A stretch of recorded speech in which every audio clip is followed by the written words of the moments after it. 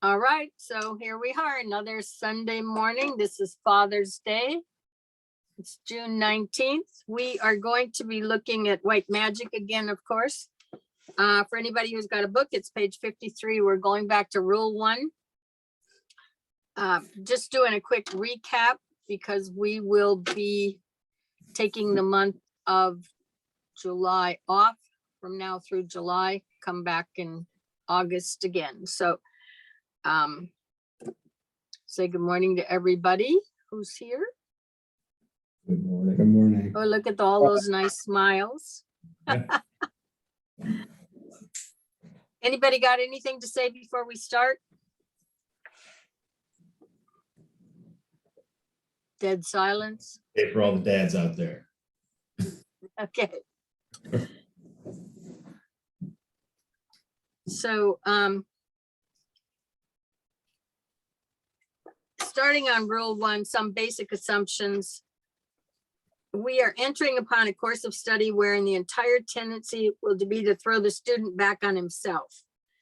And I think that's important that we understand, because that is where all this comes back to, is each individual ultimately.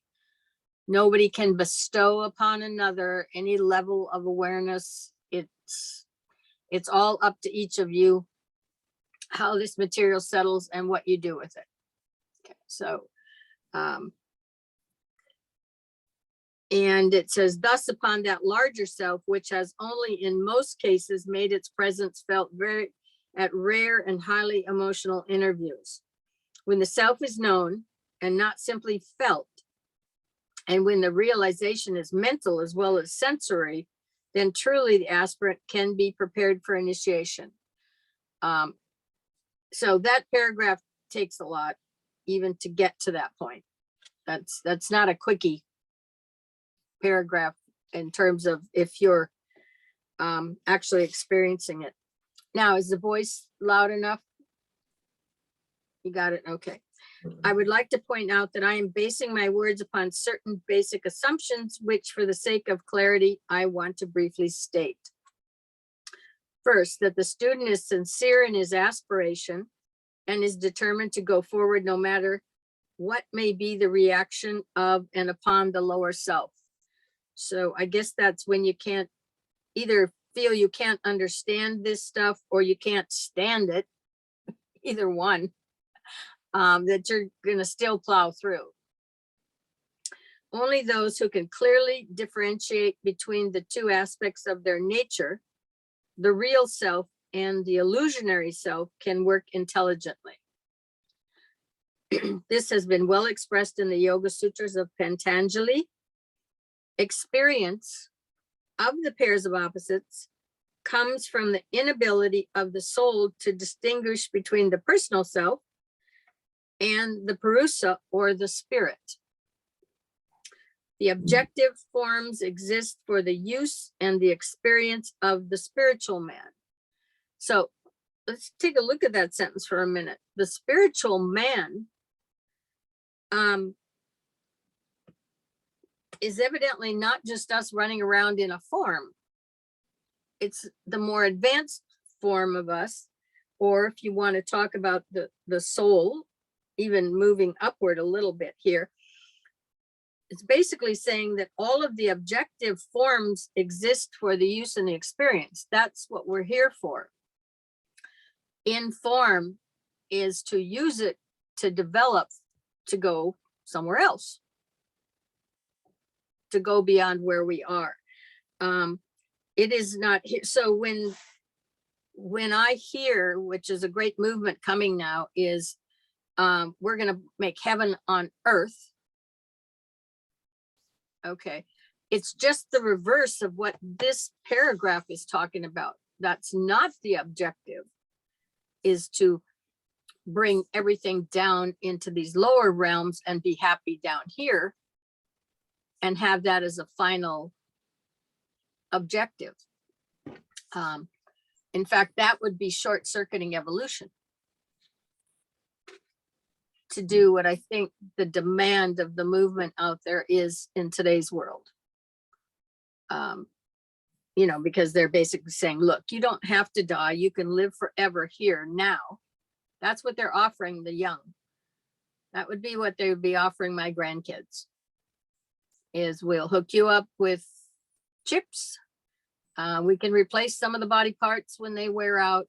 You do not have to go through the process of dying and reincarnating and so on and so forth. We're capable right here and now of setting you up so you can live forever at this level. And I don't know if you guys have run into that, but that's basically what is being offered.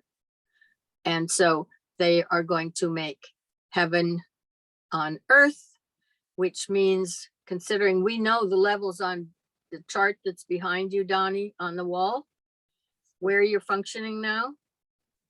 If you turned around and looked, which levels is it? Where are we at? Yep. Well, down here, right? Okay. So, but basically what they're saying is that's all you need. Right. You need to go any further and forget about everything that's up there. That's what that terminology is representing. So you're never going to meet your soul because you don't need to. You don't need to go through that process. The whole Christian scenario, if you will, that Christ demonstrated of going through the different stages. And you don't need to do that. You can just have heaven on earth now. So when you see that terminology starting to be projected, and I'm starting to see it, that's what they're talking about. Is, forget about all of that stuff up there, because you're not meant to bring that heaven down here. You are meant to play in the sandbox till you get yourself to that soul. The soul is the initiate. You make a union with that soul's been incarnating you for that purpose, is to work your way up there so that the connection to that spiritual triad can be made and work you all the way up this chart. All of those initiations. And that's for the benefit. This is solely for the benefit of the soul. In order to be able to distinguish between the personal self and spirit, I assume.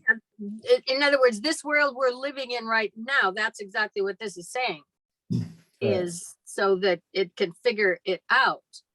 But the purpose of us on this planet, for the planet of the purpose, as far as the planet is concerned, is that this life form, this consciousness goes all the way to the top. You become a fully conscious cell in the body of the planet. In other words, they're just going to keep us down at the bottom of the chart, basically. Yeah, and just and that is being actively sold right now. I mean, I've seen it in print. That is what they're off. That is their objective. That is, and so for them, they do not deal with a universe, meaning one universe, like one monad. None of that. It's a multiverse. And I think what they've diverted off of is the concept of the quantum. Before that collapse goes, you've got all these multiple possibilities, and then it collapses to one state. Okay, science has viewed that now, and that's the way they look at it.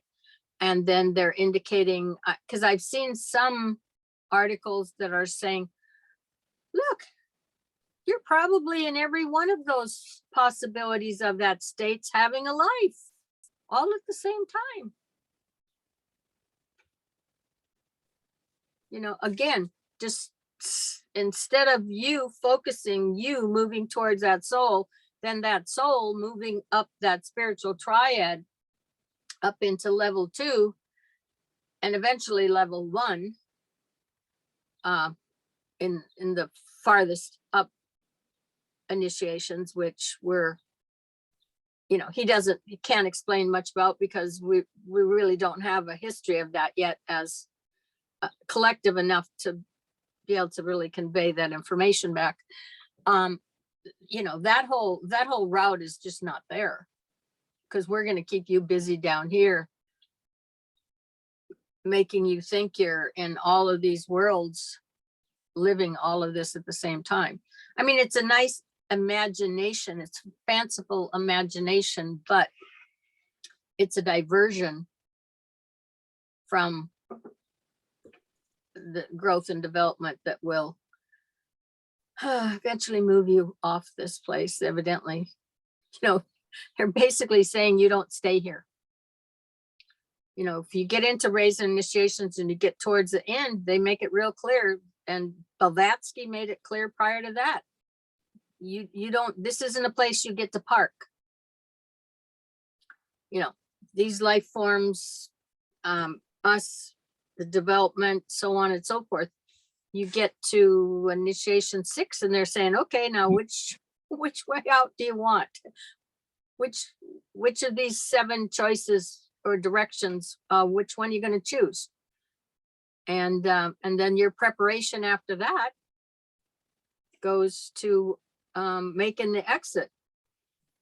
I kind of see it like the little the Star Wars, when you get in the little pod and they send you off somewhere. I'm sure it's not quite like that, but and the indication is that you can't just exit whenever you want either, that there has to be cosmic alignment, so on and so forth, before you can even make the exit.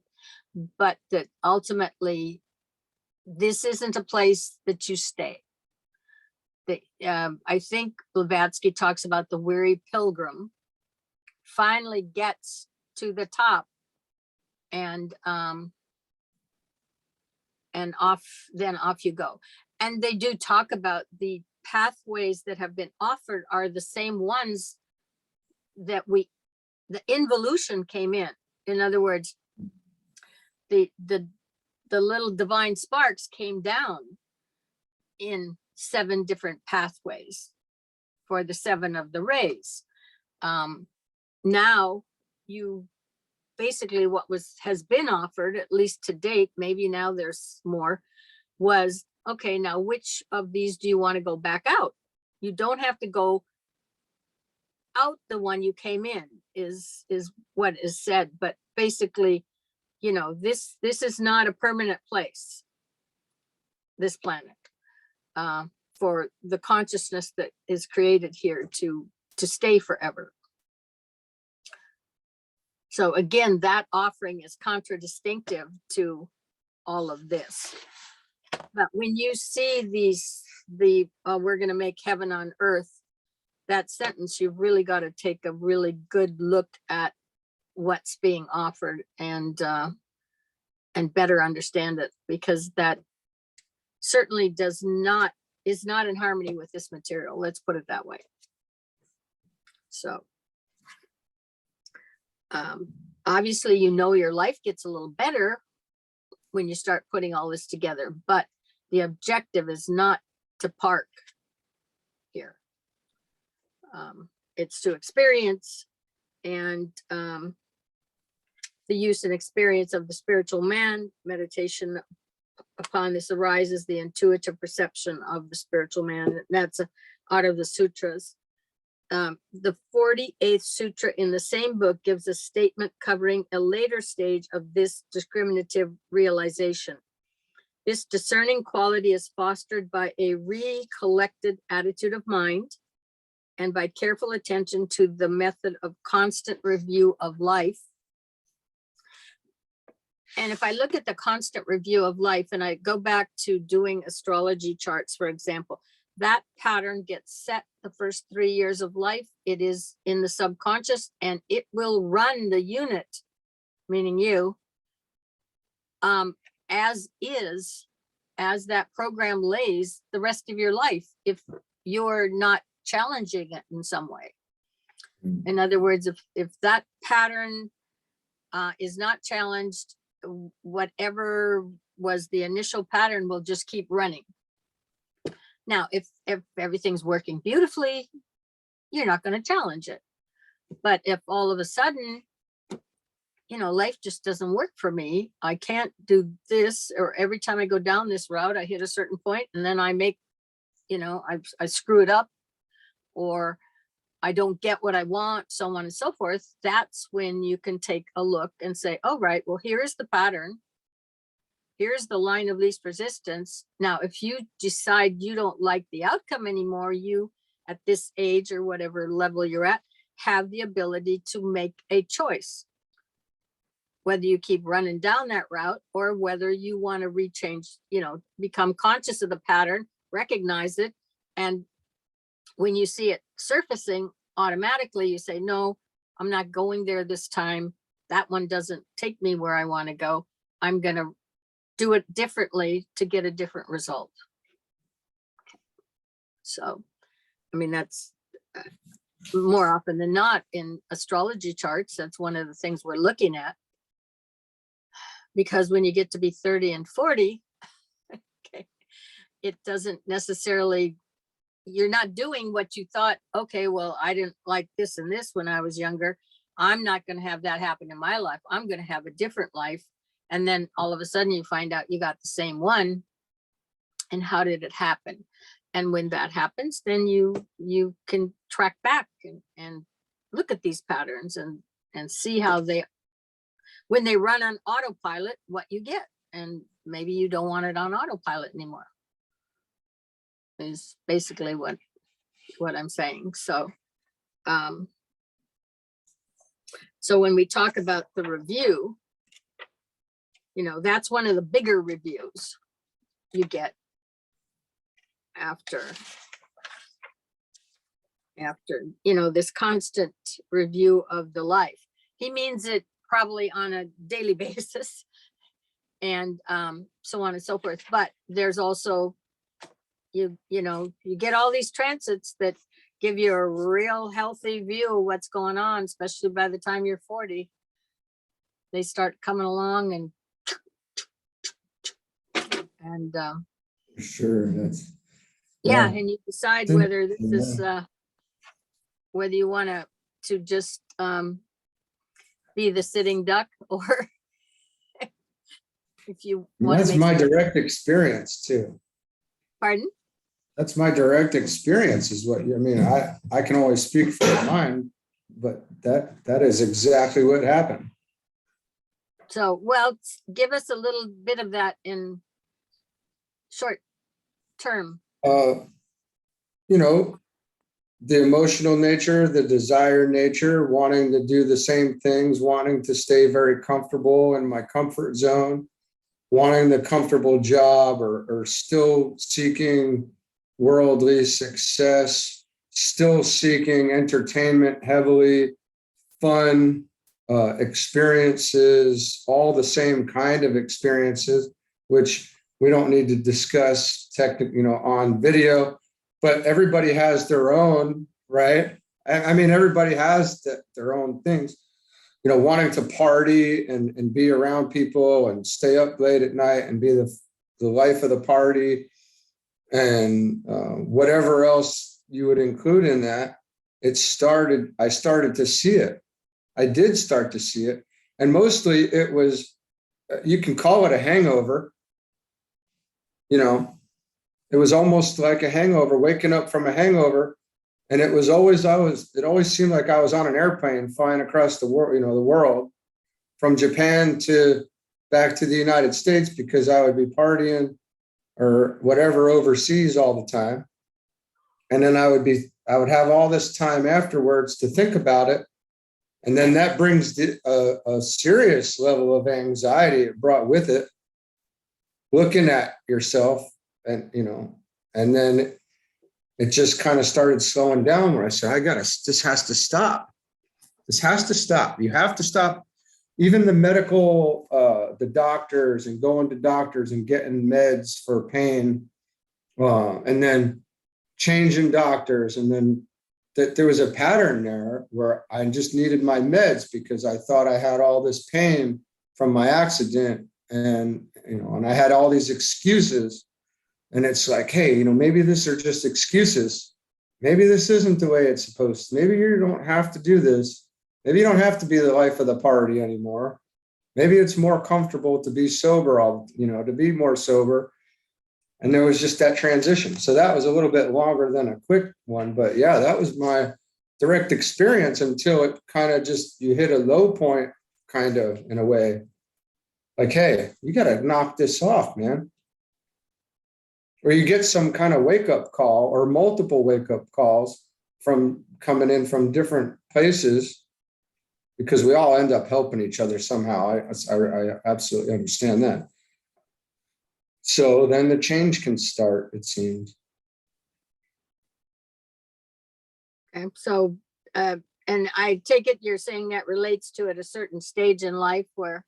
That was right around, it started about probably 38 to 40, where by the time I was 38, I knew that if I didn't change my ways, there was going to be bad. It was not going to be good for me.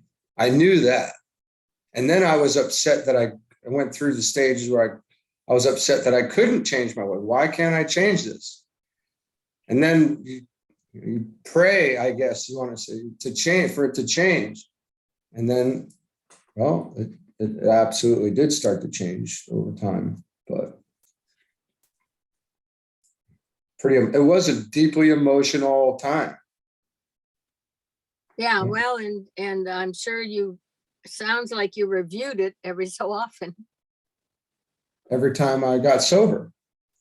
Yeah. Anytime there was a break. Anytime I ran out of pills. Anytime I ran out of a party. Yeah. Yep. Yeah. Okay, so, well, here's number 2. Secondly, I am acting upon the assumption that all have lived long enough and battled sufficiently with deterrent forces of life to have enabled them to develop a fairly true sense of values. So I'm assuming you were comparing one set of values to another. Yes. At that point. I'm assuming they're endeavoring to live as those who know something of the true eternal values of the soul. These are his assumptions of who's reading this book or who's should be, finding it attractive. They are not to be kept back by any happenings to the personality or by the pressure of time and circumstance, by age or physical disability. So in other words, nothing should have to stop the evolution that can occur by studying this material and looking in this direction for meaning in life. They have wisely learned that enthusiastic rushing forward and a violent, energetic progress has its drawbacks, and that a steady, regular, persistent endeavor will carry them further in the long run. Spasmodic spurts of effort and temporary pressure peter out into disappointment and a weighty sense of failure. It's the tortoise, not the hare, that arrives first at the goal, though both achieve eventually. So, and thirdly, I assume that those who set themselves seriously to benefit by the instructions in this book are prepared to carry out the simple requirements, to read what's written thoughtfully, to attempt to organize their minds and adhere to their meditation work. The organizing of the mind is an all-day affair, and the application of the mind to the thing at hand throughout the daily avocations is the best way to make study and meditation periods fruitful and bring about fitness for the vocation of disciples. And again, we're talking about the mind now, not the brain. So, with these assumptions clearly understood, my words are for those who are seeking to measure up to the need for trained servers. I say not, you note, those who measure up. Intention and effort are considered by us of prime importance and are the two main requisites for all disciples, initiates, and masters, plus the power of persistence. So those valuations, intention and effort, are the two prime requisites. Look at his list: disciples, initiates, and masters. So that never goes away. Those That's interesting. yeah, in other words, he's not saying, well, you need, as a disciple, you need intention and effort, okay, and then that'll get you to being an initiate, and then to a master, and then you don't have to worry about those. That's not what he's saying at all. He's saying intention and effort are considered prime importance, the two main requisites for all disciples, initiates, and masters, plus the power of persistence. And the power of persistence is a quality of the first ray energy. And so the importance there is understanding that behind it all is an energy that is persistent. And one of the ways you can figure that out is when you go to bed at night, you put your head on the pillow. When you wake up in the morning, under most circumstances, you're going to be in the same place you went to sleep. In other words, the world is still here. You're probably in the same bed. The pillow looks the same. And it hasn't changed and turned around, and you're not on Mars. Okay. In other words, the persistence of the plan, the preservation, if you will, the continuation of life, all of that is indicative of a first ray type of energy that sits in the background and keeps it all. They talk about the same thing, is there's that persistence. The soul exhibits it in as much as the energy, that kind of energy is involved with the soul. Not that everybody's a first ray soul. I don't mean that. But that each lifetime, the synthesis of it, the storage of it, it doesn't get lost. Okay. There's this continuant persistence, no matter how long it takes for you to get to a point where you may, hit the level where that causal body isn't needed anymore. But it's the preservation side of the first ray energy. So this planet is here. This solar system is here. For us, experiencing it in time, that is certainly persistence.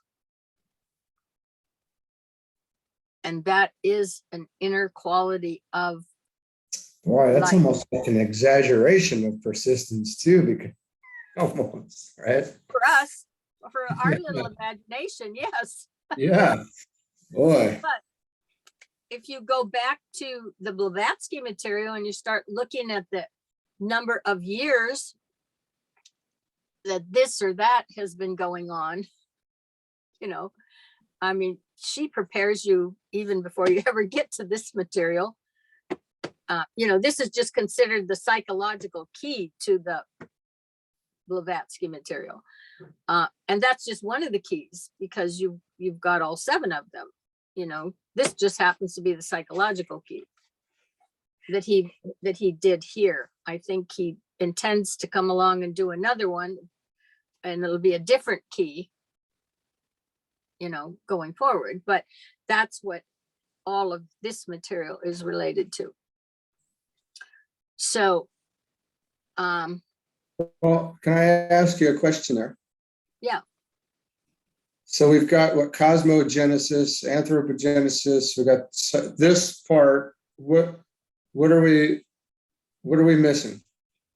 What are the others? Or do we know yet? We're missing 4 others, but I don't have the answer to what each one of them represents. But it'll be it'll be the quality of the ray, the 4 rays that are not described yet in Yeah, their that's expression, awesome. in depth. Okay. Yeah, because you've got the 7 rays. This is indicative of the mental plane. Is that a, oh, I Psychological, yeah, see. the Oh, psyche. boy. That is deep. Yeah. So we hadn't yet got the teachings for the next one up. Is that right? Probably, to be honest with you, I don't know whether, I haven't really thought them out because I don't over focus on the rays in terms of, Yeah. but it may well be, and their expression, because I don't really know Wow, that, that's amazing. Yeah, okay. but it's an evolution of the universe from Yeah. beginning to end. If you dealt with all of it eventually, I mean, that ultimately would, because you've got the 7 rays, so you've got the 7 levels, you have 12 creative hierarchies that all have to develop. I mean, that's why you get this number that's this long for the length of the whole scenario, and we're just worried about getting it done tomorrow. Where do I stand? Am I going to get there? Am I at the top yet? Etc., etc., etc. Okay. That's, Yeah. so the day or the night of Brahma is a true number in that respect. If you looked at it that way, you might kind of cool your jets a little and realize that you're in for a long ride. And basically you're not going anywhere. So, gives you a little bit of a different perspective on, Sure does. So you might as well enjoy it. Okay. And so that he's basically saying, that's the hare and the tortoise. The little scenario is accurate. It's the tortoise that arrives there first. Just because the others the stop start, and then what have you done? You've disrupted. The stop start has a lot of disruptions. So now somehow you don't have the smooth path. It takes you more time. I would imagine he's implying, obviously. Thirdly, I assume that those who set themselves seriously to benefit by the instructions in this book are prepared to carry out simple requirements like reading what's written thoughtfully, to attempt to organize their minds and adhere to their meditation work. And the organizing of the mind is an all-day affair, and the application of the mind to the thing at hand through the daily avocations is the best way to make study and meditation periods fruitful, bring about fitness for the vocation of the disciple. Then within these assumptions, clearly understood, my words are for those who are seeking to measure up to the need for trained servers. And I say not, those who measure up, but in other words, those who are seeking to measure up. Intention and effort are considered by us of prime importance, because what does that do? That directs your energy, and then it applies your energy, intention and effort. Two main requisites for all disciples, initiates and masters, plus the power of persistence. And one of the reasons he'll separate that out is because the full power and directed energy of that first ray is not functioning in the system. It's for the most part held within abeyance. It's just in the background. It's going to keep this thing, it's going to keep the planet. It's going to keep the solar system, that particular energy. And throughout the entire universe. In our consideration of these rules, I am not so much interested in their application to the magical work itself as in training the magician and in developing him from the standpoint of his own character. Later, we may get down to the application of knowledge to the outer manifestation of world forces. But now our objective is something different. I seek to interest the minds and the brains, and therefore the lower self, of students in the higher self. So in other words, if you're looking at that chart behind you, Donnie, he's interested in the minds and the brains of the lower self. Okay, of students into the higher self. In other words, so that you want to look up. And now, have any of you read the Doris Lessing books? Donnie, you're looking at early Shikasta. Early still, yep. I've only managed to get to page 60. That's book number 1. Book number 2, which is very different than 1, has, because it deals with the women, in a sense, not just women, but women are a focus there. And they wear something that does not allow them to look up. It's some headgear or something in this range so that they cannot look up. It's just, yeah. And that I think at some of their private ceremonies where there's just the women and there's nobody else around, they take it off and look up. But society does not know they're doing this, but the women are doing it. Now this is on Canopus, I assume. Is that right? No, it's on Shikasta. Oh, Shikasta, that's right. There's 75% women, 25% men. I don't think so. I don't think the balance and book number 2, the marriages of zones 3, 4, and 5. Okay. But that is, and I think that's level 4. I think she's down on level 4 when that happens. Somebody comes from level 3 to level 4. But the point is it is forbidden for them to look up.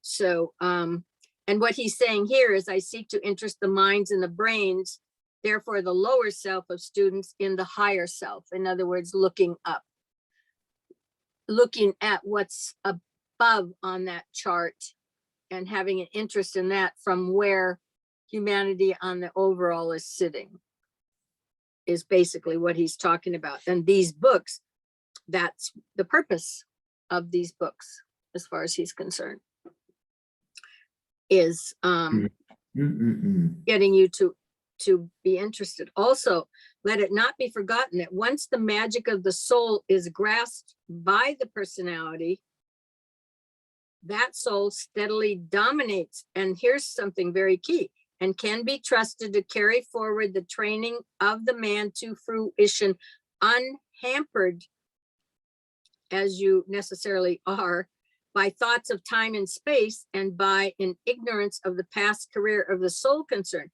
Which means that when you can make that connection, okay, that he's talking about here, that once the magic of the soul is grasped by the personality, that there's that internal connection is made, then the soul steadily dominates and carries forward the training of man. And that's why I keep saying to you that you just got to make that connection, because then it starts to happen. That is the magic, because you are not directing it. You think nothing's going on here. Okay, it is. It's happening on those inner levels, but you aren't running that show. You have engaged it. You've turned on the motor. You've made the connection.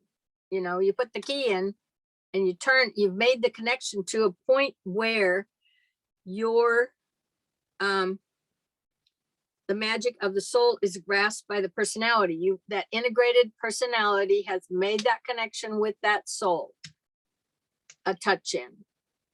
Then the soul, can be trusted to carry forward the training of man to fruition, meaning it's going to be successful, unhampered as you unnecessarily are by thoughts of time and space, and by an ignorance of the past career of the soul concerned, because you're not aware of everything that's in that soul. The soul's got it, and it can go forward and do the work. It should always be borne in mind that when dealing with individuals, the work required is twofold: to teach them how to link up the personal lower self with the overshadowing soul, so that in the physical brain, there is an assured consciousness as to the reality of the divine fact. This knowledge renders the hitherto assumed reality of the three worlds futile to attract and hold, and is the first step out of the fourth into the fifth kingdom. In other words, once that connection has been made, that which is technically below you, if you want to use on that chart, those worlds down there no longer have the hold on you that they did before.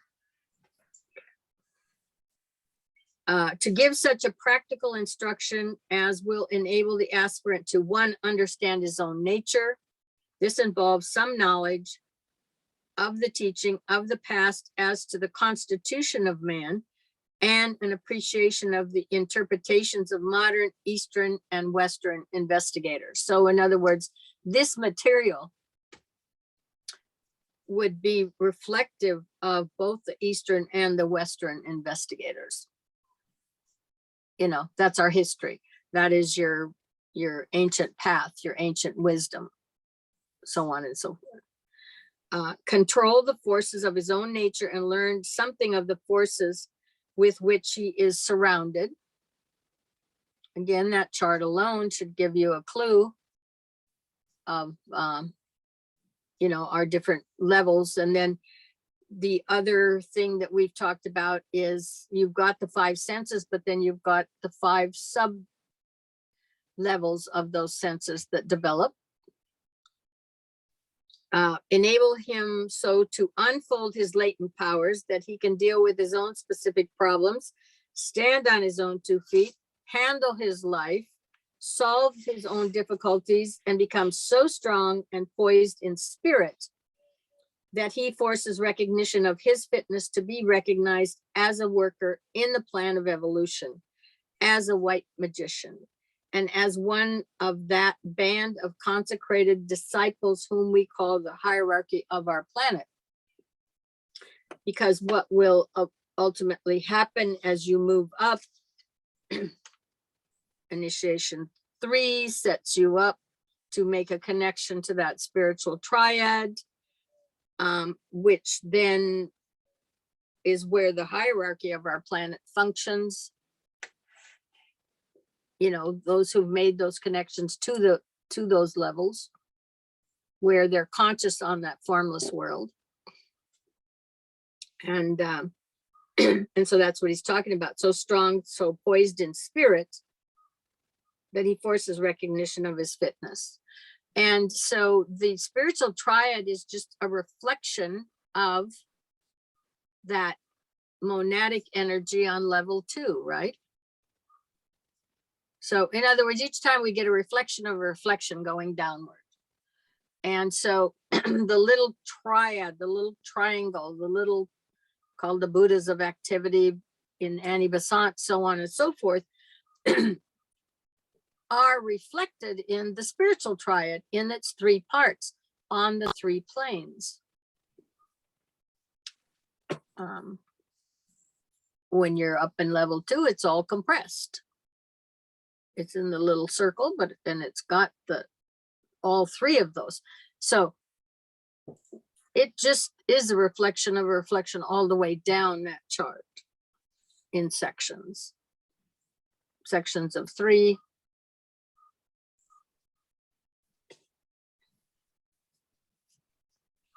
And so basically he's saying that when you can look upward and you can ultimately make connection with, you can handle your own life, stand on your own 2 feet, solve your own difficulties, and become so strong and poised in spirit. And that poised in spirit is that spiritual triad is a reflection of that larger triangle with its 3 parts. It's just now dropped down levels, and probably, I mean, you get a better ability to absorb the energy on those levels. It's not as compressed as it is up above. And then he's talking about being recognized as a worker in the plan of evolution, as a white magician, and as one that band of consecrated disciples we call the hierarchy of our planet, because you have right to be resident there. And when you've connected and have that energy, you will not have a problem living here. In as much as he talks about unfolding the latent powers, because for each individual, those latent powers are there if you can come in connection with them. And it can certainly deal with the specific problems down in the playpen down there at that point. Handle your own life, solve your own difficulties. So Tom, what are you thinking? You're just sitting there looking. I'm just trying to absorb all this right now. Well, is it going in there? It's going in, but like I had said before, I might need some time to process it. Yeah. Melinda? Hello. Uh-huh. What do you think What do I think? about all this? I mean, Or should I say, what do you feel?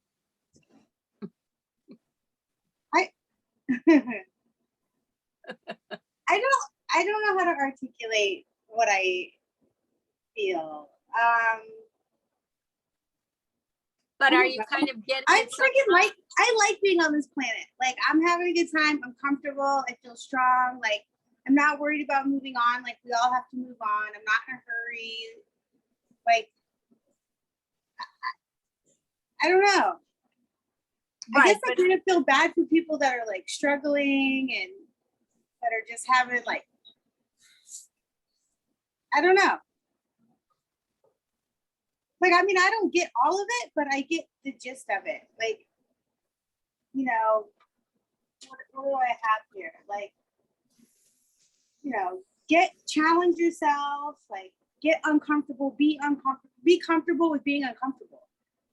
Like, keep changing, keep learning. Don't like be stagnant. Like, get all those vibes, collect all that energy. Like, the stuff that really matters is not the crap that you surround yourself with. It's like all that like energy and like all that stuff that you absorb into your being, like that you add to the energy that's already there.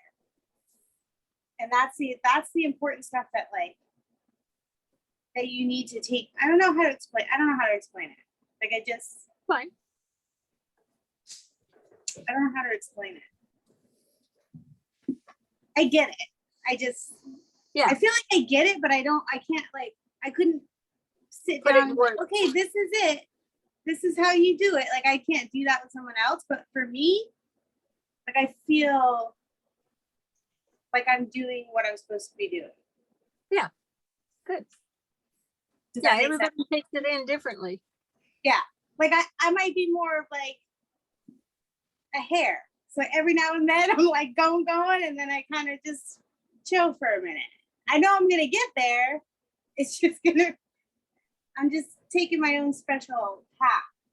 And then just learning things like the intention and the effort. Like I also picked up some like keep things simple, be patient, be compassionate with yourself as well as other people. Like I find like people have such an easier time being compassionate and patient with other people, but they don't do that with themselves. And so it makes your journey a lot freaking harder if you're just always, putting all that energy toward everyone else, which is good.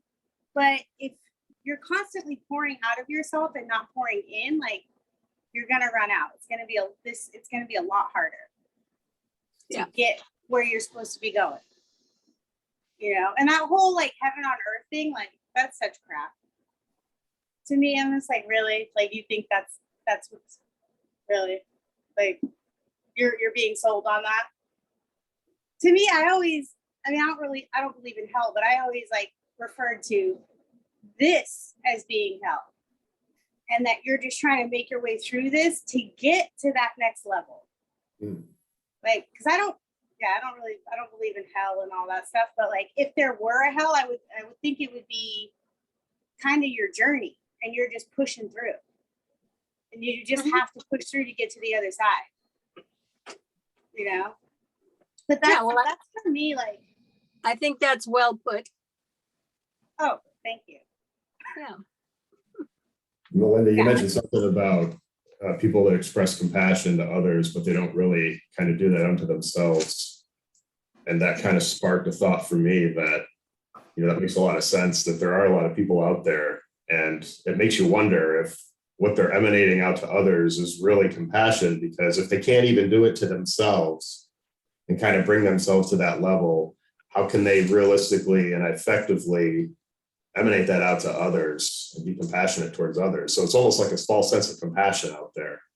And then the whole heaven and earth thing, or heaven, earth, and hell. And it's funny because Donnie and I were talking about that a bit this morning. And I think you're spot on there. It's like, for me, I've always thought it's like, there is no hell except for the hell that you create for yourself.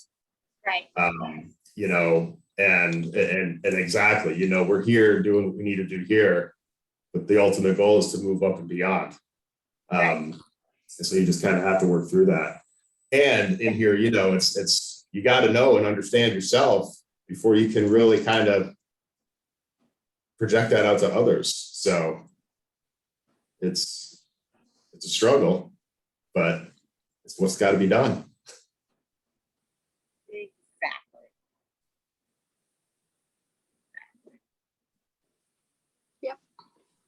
You're smiling, Donnie. Yeah, I love listening to you guys. I know you do. I thought maybe you had a thought too. I have plenty. I love this saying right here that's become so strong and poised in spirit. Now I'm not looking at that as it's being read in the book. I'm looking at that as the what that means, the meaning of that, and how that energy becomes that. The result of it is intense. I don't know if that makes any sense whatsoever, but the energy when you are so strong and poised in spirit, not the rest of that there, just that.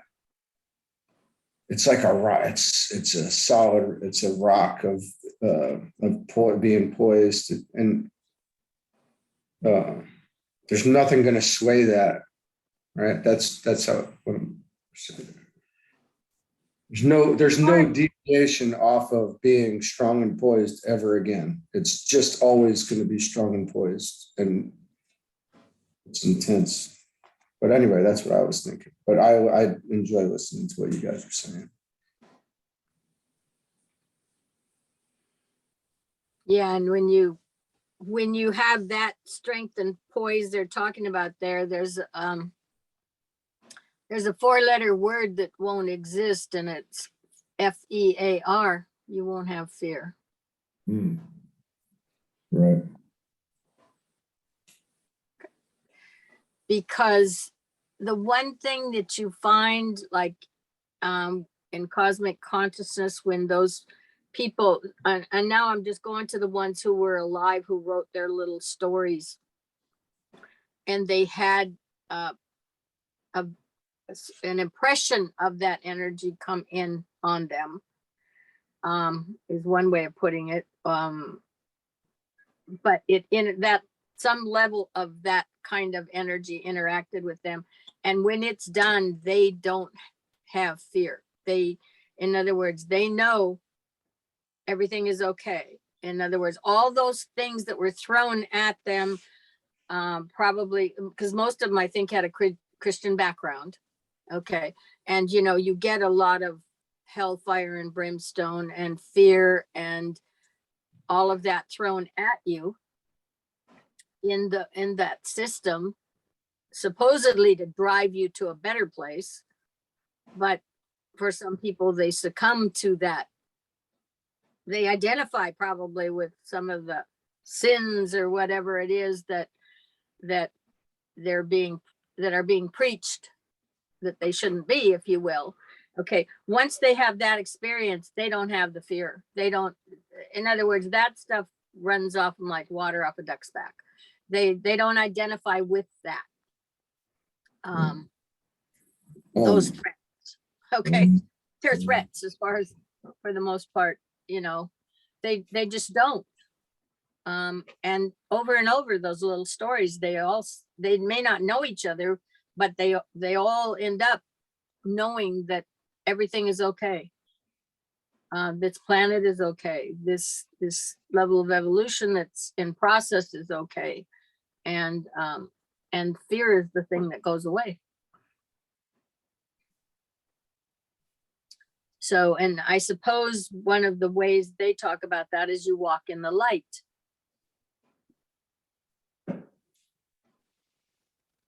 Because the quality of the energy up on those levels, when you get into the formless world, have to embody more light than a lot of what goes on down here. I mean, there is light in the rock. We know that. We talk about that little teeny light that's in that stone because it's got all the veils on it. Okay. But when you move up into the level he's talking about here, and you become strong and poised in spirit, there's less veils, if you will. Okay. Or you're a greater percentage of just light, however you want to look at it. But it's,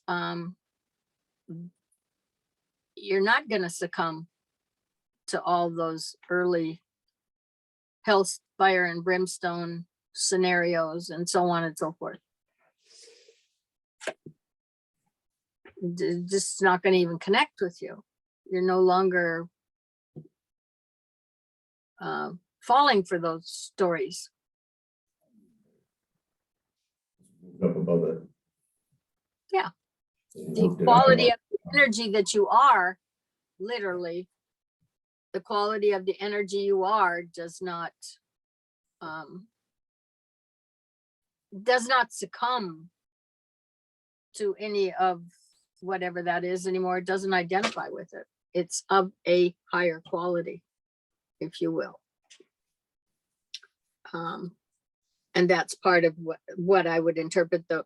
You become so strong and poised in spirit that he forces recognition of his fitness to be recognized up there, but he's not vulnerable to all of what a lot of people who haven't come that far are vulnerable yet, as far as threats, ideas, what if, you know, et cetera, et cetera.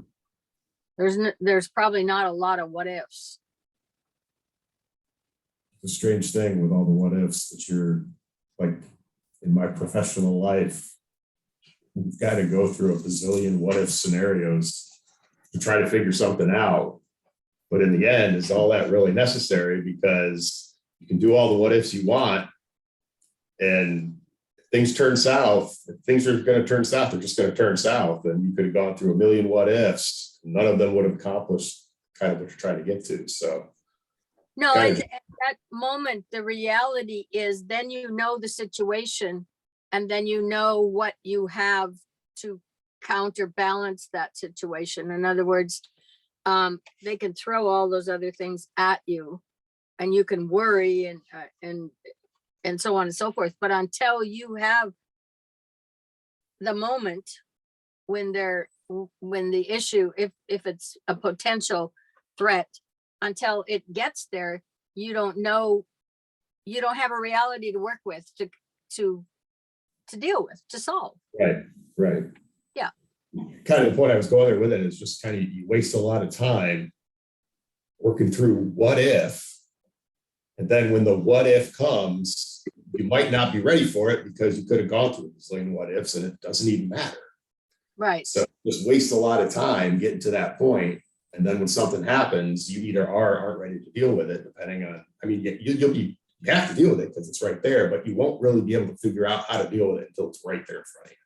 Right, because then you know exactly what you're working with, so you know how to, and that's a big one, because when you figure that out, then the emotional worries in your world, are no longer the big threat, because you realize, okay, well, when it happens, then once you've developed enough so you know you can solve a problem, period, in your life, okay, then you'll know, well, when I have that, then I got something to really work with, then I can figure out how to handle it. Prior to that, I don't have anything except an imaginary set of circumstances. So, and so that, because most of that, the what ifs that haven't happened, then you're dealing in the emotional level. That's where you put yourself. Because on the mental level, it's all right, well, here it is. Here are the pieces. Here's what I've got to work with. How do I place all those pieces there to get the end result that I want? And it's working with energy. And that is part of what this is talking about, because that worker on the plan of evolution as a white magician, and as one, that band of consecrated disciples that we call the hierarchy, is working up in the realms of energy, moving energy around. He's in a sense, the hierarchy, they're out of form, or the form is so much more subtle, let's put it that way. But they're working up on levels 3, 4, and 5. So, students of these matters are therefore begged to extend their concept of that hierarchy of souls so that they include all the exoteric fields of human life, political, social, economic, and religious. They are begged not to narrow down the concept, as so many do, to only those who have brought their own little particular organization into being, or to those who are working purely on the subjective side of life and along what are recognized by the conservatives as the so-called religious or spiritual lines. In other words, all that tends to lift the status of humanity on any plane of manifestation is religious work or spiritual lines. And that has a spiritual goal, for matter is but spirit on the lowest planes, and spirit, we are told, is but matter on the highest. All is spirit, and these differentiations are but the products of the finite mind. Therefore, all workers and knowers of God in or out of fleshly bodies and working in any field of divine manifestation form part of the planetary hierarchy and are integral units in that great cloud of witnesses who are the onlookers and the observers. They possess the power of spiritual insight or perception, as well as objective or physical vision. So it's interesting, you know, we had what a call for the that 5-minute meditation. In fact, I think it was on the 5th of the month. You know, I'm not sure exactly who they were planning on waking up. Because they were talking about it, hoping people would wake up. But the interesting thing is a lot of people are sitting right on the edge of having their own next little epiphany, whatever it is. Doesn't mean it's a major one, but there's a lot of little ones on the way. And a lot of times it's just sitting there waiting for something to tip the balance just a little bit for that to come together. You oftentimes find that when somebody either starts with this material, they have some revelation that comes very quickly because it's been sitting there waiting just for enough energy to really ignite it. And so they have a nice little euphoria, and I get it now, I see it, you know, like it's the next thing on the horizon, but it's, you know, and of course at that point they think it's the big one, okay, because it's the next thing they see that enlarges their world a little bit. And I had to smile when I was thinking about that meditation, okay, because he's got hundreds of thousands of people around the world who connected to that. And I'm sure that there were a number of them who, as all this energy came together, it was enough to just tip whatever was sitting on the, you know, the Humpty Dumpty wall for them to be awakened, the little next move. It probably awakened more of those people to whatever their own next little deal was than the way we presented was we're going to awaken all these people over there who aren't awake. But more often than not, I'm sure that it gave these people a little more of a lift than anybody out there who had no idea what was going on. Okay. So, but it was marketed as we're going to awaken, see how many people we can awaken out there who aren't awake. Okay. But, and it was only 5 minutes long, and it was meant to be only 5 minutes long, and it was only 5 minutes long, and then it was gone. So, you know, it was interesting in that regard, but the chances are that there were more of their followers who got their next little oomph out of that than anybody else who was sitting in the bar watching the ball game. So.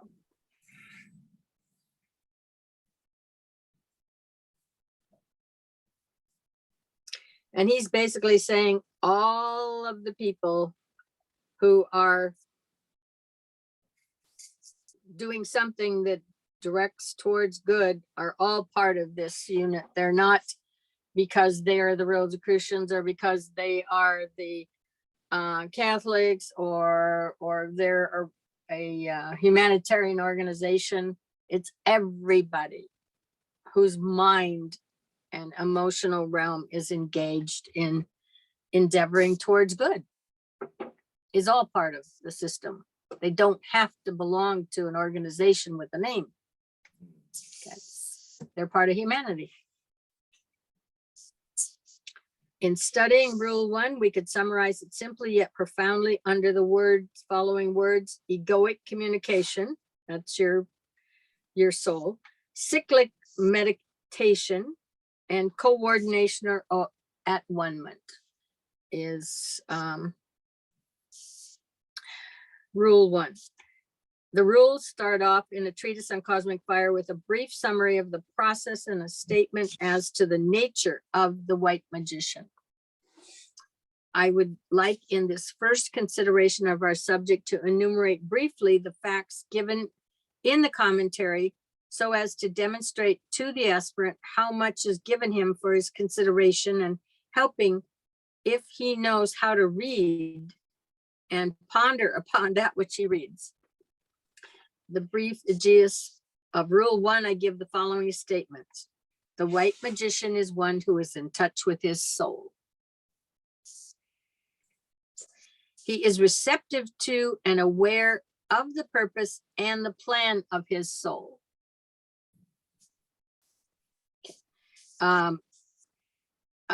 Certainly the receptive to is important because it is the stage to getting to being aware of the purpose and the plan. If you can't be receptive to it first, the information is not going to be able to eventually flow into your awareness and your consciousness and your mind, so it can translate to a level.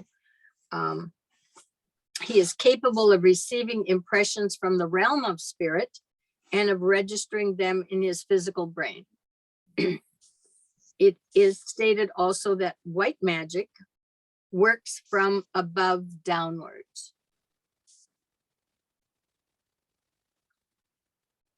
So, if we were to use the word black in here, we would assume it works from the other direction. So if you need to have a definition of how you would identify something, you could say that whatever comes from the bottom upward would be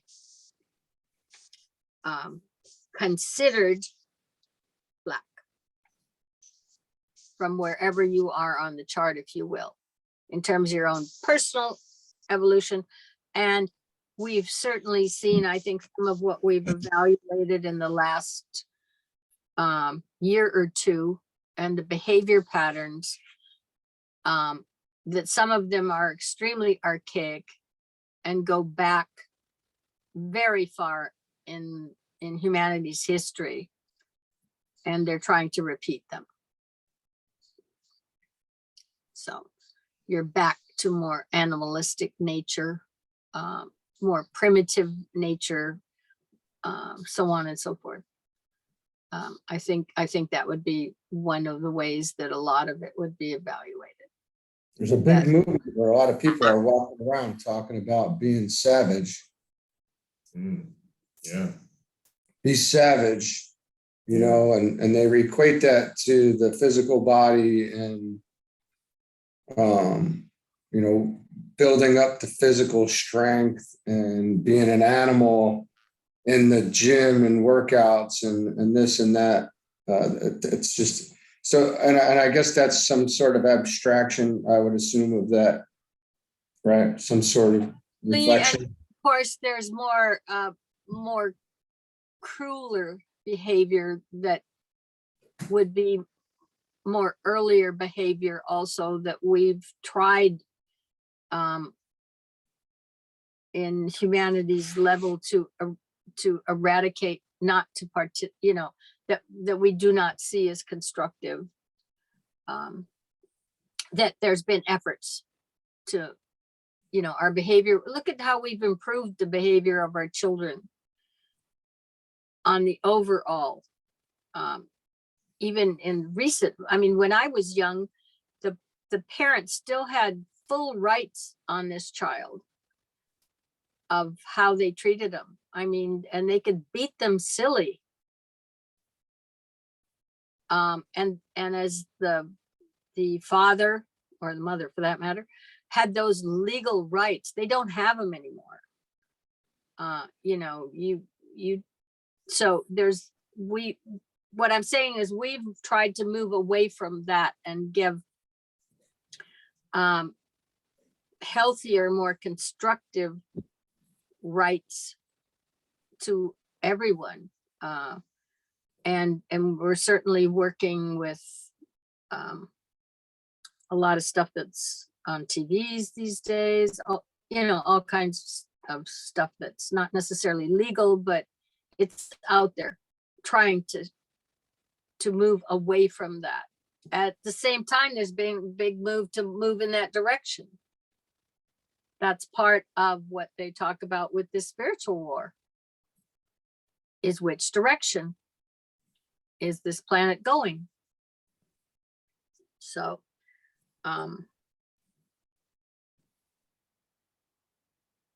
so white magic works from above downwards, and consider the position on your chart of where the soul is. Consider where the position of the mental realm of mind, where it reached in general man, which is what, sublevel 4. The soul is on sublevel 3. That's above downwards even. That's that big link there that doesn't have the connection yet, if you will. That's where the anachrona gets built for people who are going to deliberately have an intent of doing such. And then you've got everything down below that. And you get to, you get animal, you get the vegetable kingdom, you get the mineral kingdom. Those kingdoms are down there. And so behavior from down there, trying to bring mankind back down into those levels of behavior, are counterproductive to the direction we're trying to go, to make connection with that soul consciously, and then connecting to that spiritual triad, if you will. So all I'm saying is that if you want to evaluate where good is, it's wherever you are, above wherever you are, is where you can reach to bring good and convey it into the world. That's where the quality of that energy can come from. That's where kindness comes from, very simply.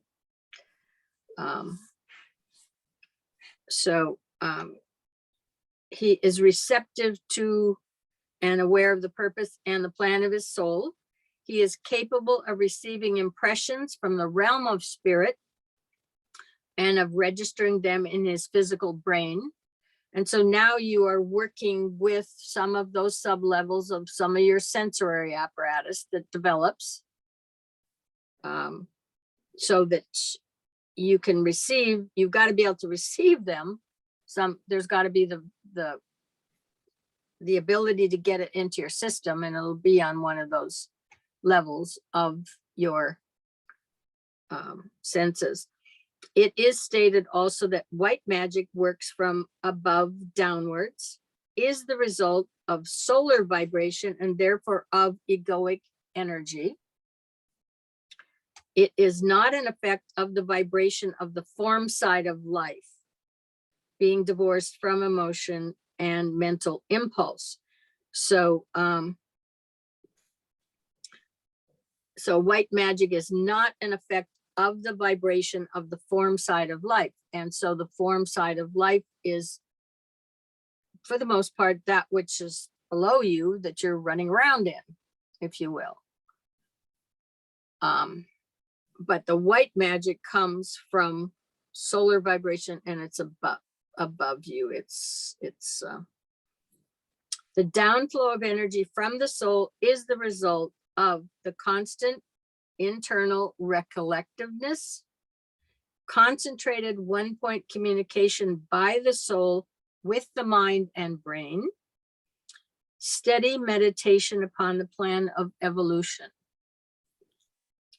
The soul is therefore in deep meditation during the whole cycle of physical incarnation, which is all that concerns the student here. This meditation is rhythmic and cyclic in nature, as is all else in the cosmos. The soul breathes and its form lives thereby.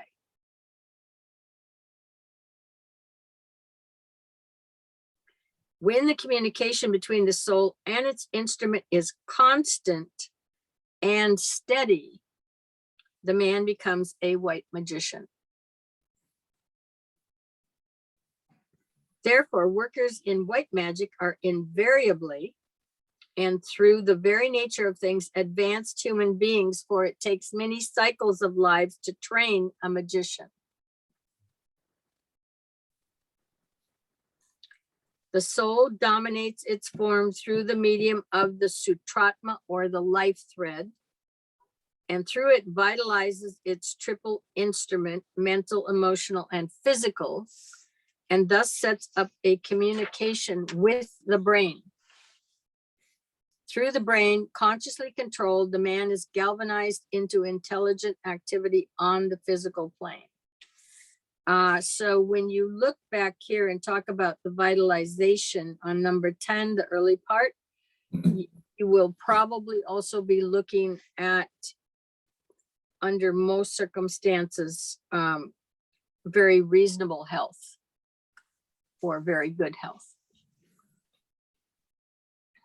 I love that word galvanized in combination with strong and poised. It's just, the words are so powerful, I think.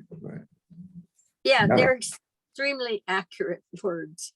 I mean, when you actually work with this material for quite a while, and every so often you're going to go look in a dictionary for this word or that to really understand what it means, you find it's exactly what.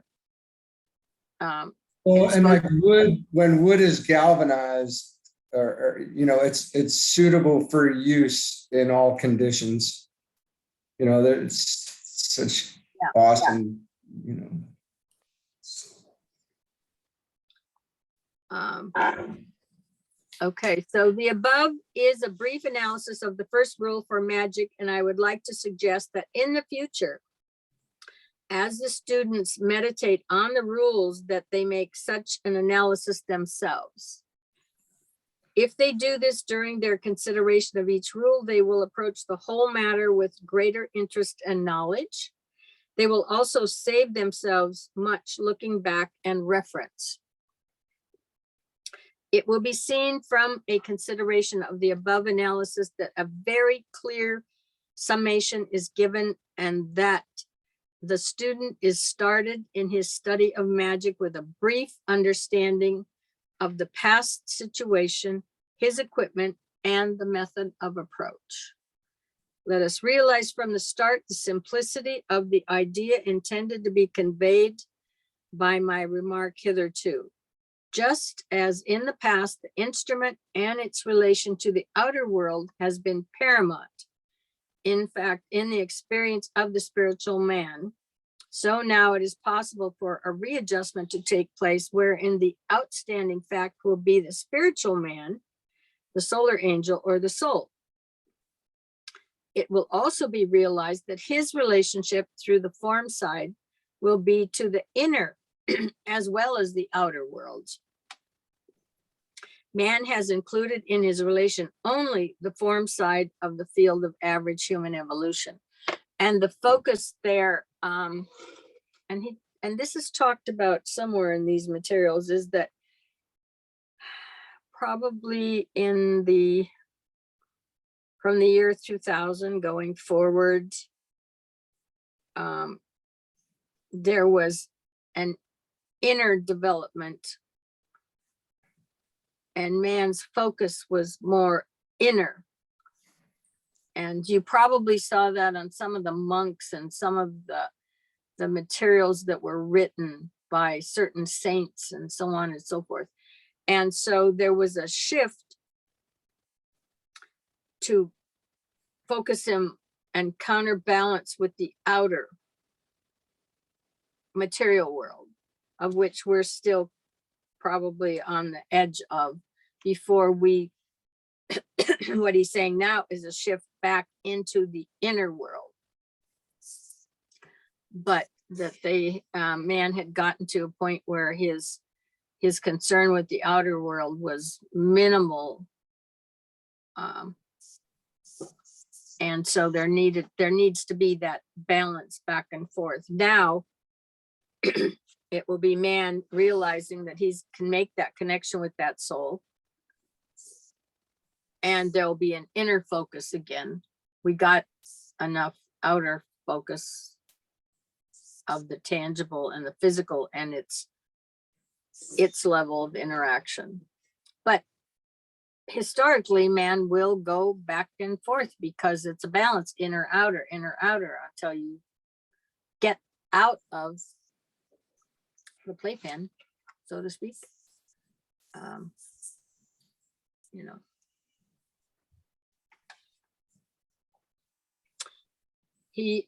So where he's talking about man is included in his relation only the form side of the field of average human. He has used it and has been dominated by it. He has also suffered from it and consequently in time revolted through the utter satiety from all that pertains to the material world. Dissatisfaction, disgust, distaste, a deep fatigue are characteristic very frequently of those who are on the verge of discipleship.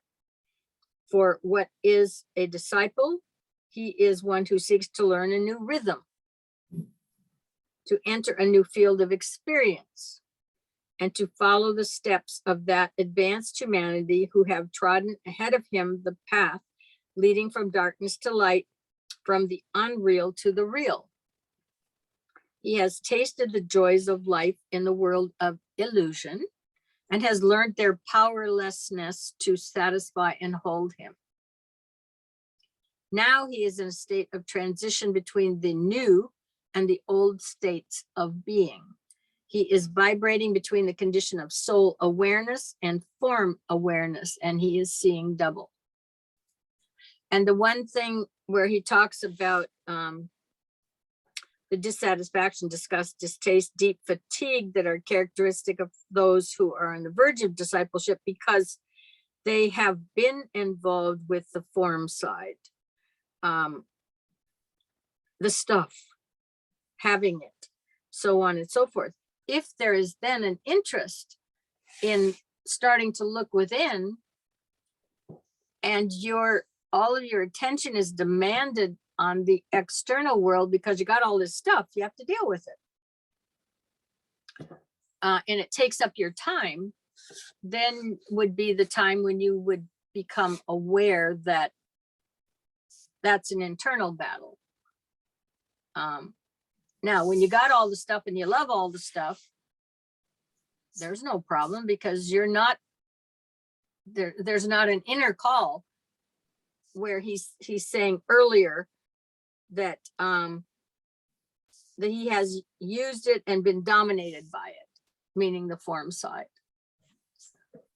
And but there will come a time, and not for everybody, it's not everybody's time at this point in time, but there comes a time when you've just had enough, that the material stuff just takes up too much time. You have to tend to it. You know, I remember for me, there was just a certain, I can still remember the evening. And we ended up, there were two, the kids are there, but the kids are young. So there's 2 adults and we have 7 cars. Okay. Just of different natures, but there's 7, we got 7 cars.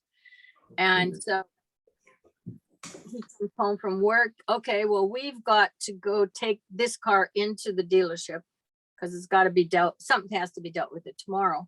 Then we have to come home and we have to take another car to another dealership because that one needs to be, and I said, that's it, I'm done.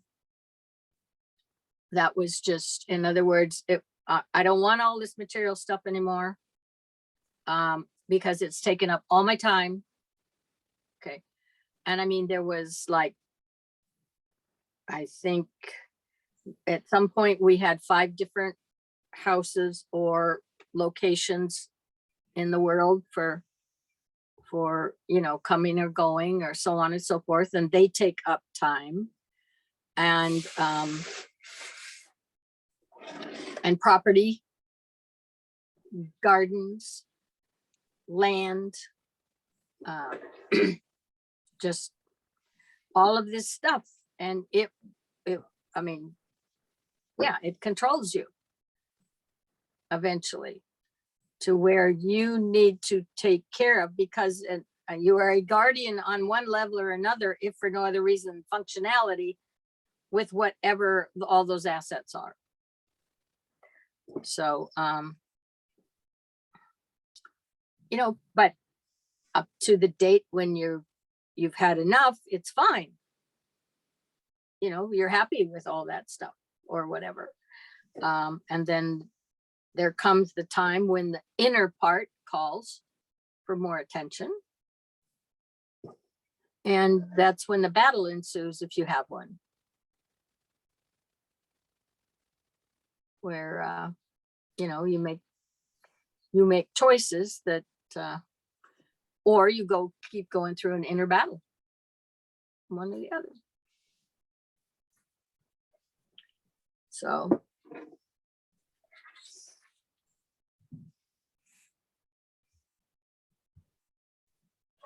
Kim had to buy me a car 3 years ago. The what? She had to buy me a car Oh, what? because I didn't even, I gave up everything. Yeah, I was like, I don't need a car anymore. I don't need anything. I'm fine right here. I'm done. And she's like, you have to leave the house and go do things and stuff. And she went and actually made the purchase. And yeah, it was funny. Yeah, but and I can absolutely guarantee you part of that was for her benefit. Yes, well, sure. She needed me to do things to help, you know, yeah. Yeah, no, I understand that. Yeah. Nope. So anyway, but yeah, it's and like I said, it's for some people, I mean, they would be completely happy with all of that stuff, you know, and would see it as a mark of this or that or whatever.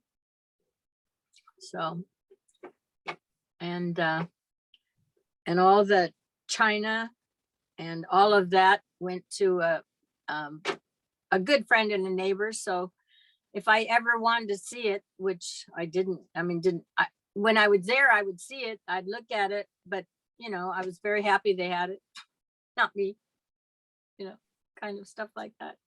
You can take care of it. You can clean it. You can polish it. You can do all of that stuff now. And, but until that time comes, you know, people are very happy with whatever it is they have and take pride in it, and they're not torn by that. Let's put it that way. Yeah. They identify with it as being important and being part of them. Yeah. I just got to a point where I remember flipping through a Auto Trader one day. I was looking for a car and I was talking to my mechanic. I said, hey, I'm just looking for another 100,000 miles. That's all. I mean, in other words, whatever vehicle is going to give me 100,000 miles is the one I'm looking for. I don't care what the vehicle, I mean, yeah, I don't care the name of it. I don't care the color of it. That's what I need is the 100,000 miles. Cause I used to move 100,000 miles a year. So, you know, but I don't care what form it's in as long as it can do the job and it's just going to be there kind of thing. So, so there's a difference in that and what the 100,000 miles was going to look like. Okay. Or what emblem it had on it. So, anyway, so much for that. Donnie smiled a little bit. And I love it. It was fun. You know, it's a great time in everybody's life, I think. when you Yeah. give it all up. Yeah, it's spot on. Dissatisfaction, disgust, distaste, and indeed fatigue are characteristic. I think a lot of people go through that and they don't understand what's happening too. You know, that this happening very naturally to people. That disgust comes in a very natural kind of way, but here it is. Here it's just, here's what's happening. What boggles my mind though sometimes are the people that have a lot of stuff and complain about having a lot of stuff because it's a lot of work to have a lot of stuff, but yet they want to keep attaining more stuff. Right. Or upgrading the stuff to the next shinier stuff. Yeah, I mean, I won't name names but I have some folks in my family like that just are very lost in the material world. But every day they complain about all these material goods. Just like, well, just get rid of it. You don't want it around. Yeah, and they probably identify it as status that Exactly. Yeah. that the rest of the world can look at, and Right. And can't move past that. You really shouldn't be worried about who externally you want to impress with the stuff. But you know, like you said, if despite the complaints, if it makes them happy in some shape and they're not going to give it up, who am I to say you need to give that up? They kind of got to get there on their own. Yeah, no, you. But No, my wife and and the I are going problem through a bit of that ourselves because we have a house full of junk. I call it junk now. It's stuff. And there used to be some, you know, sentiment or emotional attachments to some of that stuff. But as we look at our house, it looks like a freaking storage unit. You're like, this is no way to live. We had a conversation yesterday about functionality and just making life functional and meeting the needs of what you're trying to accomplish. And for me, for the last few years, I've had the argument with Kim about why you got to hide everything from me, man. And why does everything have to be put into these cabinets where I don't know where it is? And why does this sink, you know, you want me to do the dishes, but why can't we just have a chef's kitchen that has the big sink and you pull the thing down and I can spray the crap out of it? And why does it, you know, on all these, I want to put the plates away. Hey, where did the plates go? I haven't been moved into a place in 20 years. And I'm just, why you gotta hide the dang frying pan from me? You know, I gotta spend 2 minutes of my day looking. Now I don't even want to cook, you know, because I know I gotta go searching for this stuff. You know, it's funny. The whole thing is funny. I like everything out in the open where I can see it and I know exactly where it is. So I don't have to think about it anymore. You know, but everybody wants to hide their stuff. So it's, put it in the closet, put it over in the cabinet. No, it belongs over in this thing. Wow, dang, man, playing hide and seek all day.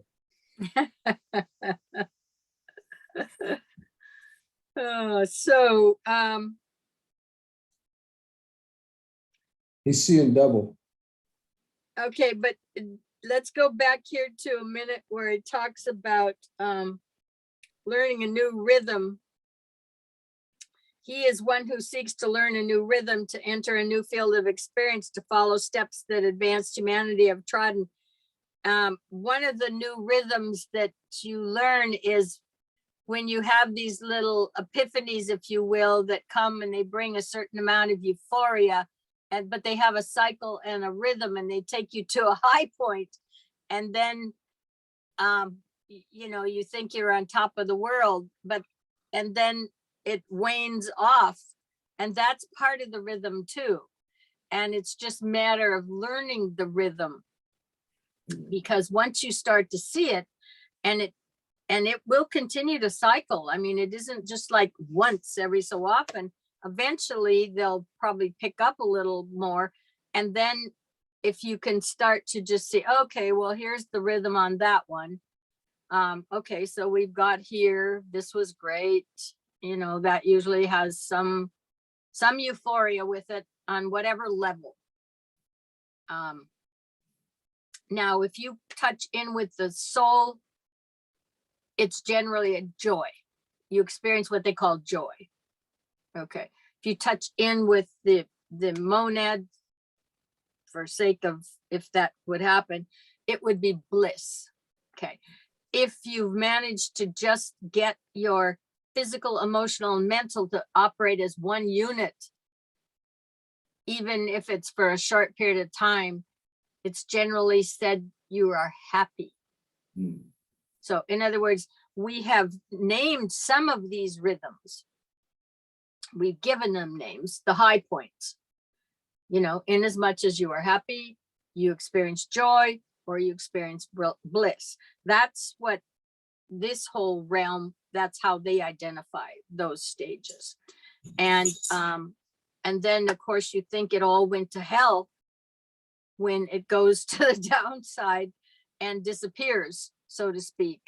And you'll say, geez, you know, I had this really nice time up here these early months of the year, you know, or spring or whenever it was. And now it's all gone. I've lost it all. I wonder where it went. Well, you didn't. It cycled down, and probably some of it went to the lower kingdoms, if you will, because we're part of that process, whether we realize it or not, of that stuff coming from on high, and it has to go through us to get to benefit even the lower three kingdoms below us. So so when it talks about he is learning a new rhythm, just all of you remember that, because that's what it means by that. And that advanced humanity has trodden ahead of him on the path leading from darkness to light, from the unreal to the real. He has tasted the joys of life in the world of illusion, has learnt their powerlessness to satisfy and hold him. Now he is in a state of transition between the old and the new states of being. He is vibrating between the condition of soul awareness and form awareness. He is seeing double. And you do go back and forth at those stages. And the spiritual perception grows slowly and surely as the brain becomes capable of illumination from the soul via the mind. So there is the direction. The soul goes to the mind and eventually to the brain from the mind. As the intuition develops, the radius of awareness grows and new fields of knowledge unfold. The first field of knowledge, receiving illumination, might be described as comprising the totality of forms to be found in the three worlds of human endeavor, the etheric, the astral, and the mental. The would-be disciple through this process becomes aware of his lower nature, begins to realize the extent of his imprisonment, and as Patanjali puts it, the modifications of the versatile psychic nature. The hindrances to achievement and the obstacles to progress are revealed to him, and his problems become specific. Frequently, then, he reaches the position in which Arjuna found himself, confronted by enemies who are those of his own household. Confused as to his duty and discouraged as he seeks to balance himself between the pairs of opposites. His prayer then should be the famous prayer of India, uttered by the heart, comprehended by the head, and supplemented by an ardent life of service to humanity. Unveil to us the face of the true spiritual sun, hidden by a disk of golden light, that we may know the truth and do our whole duty as we journey to thy sacred feet.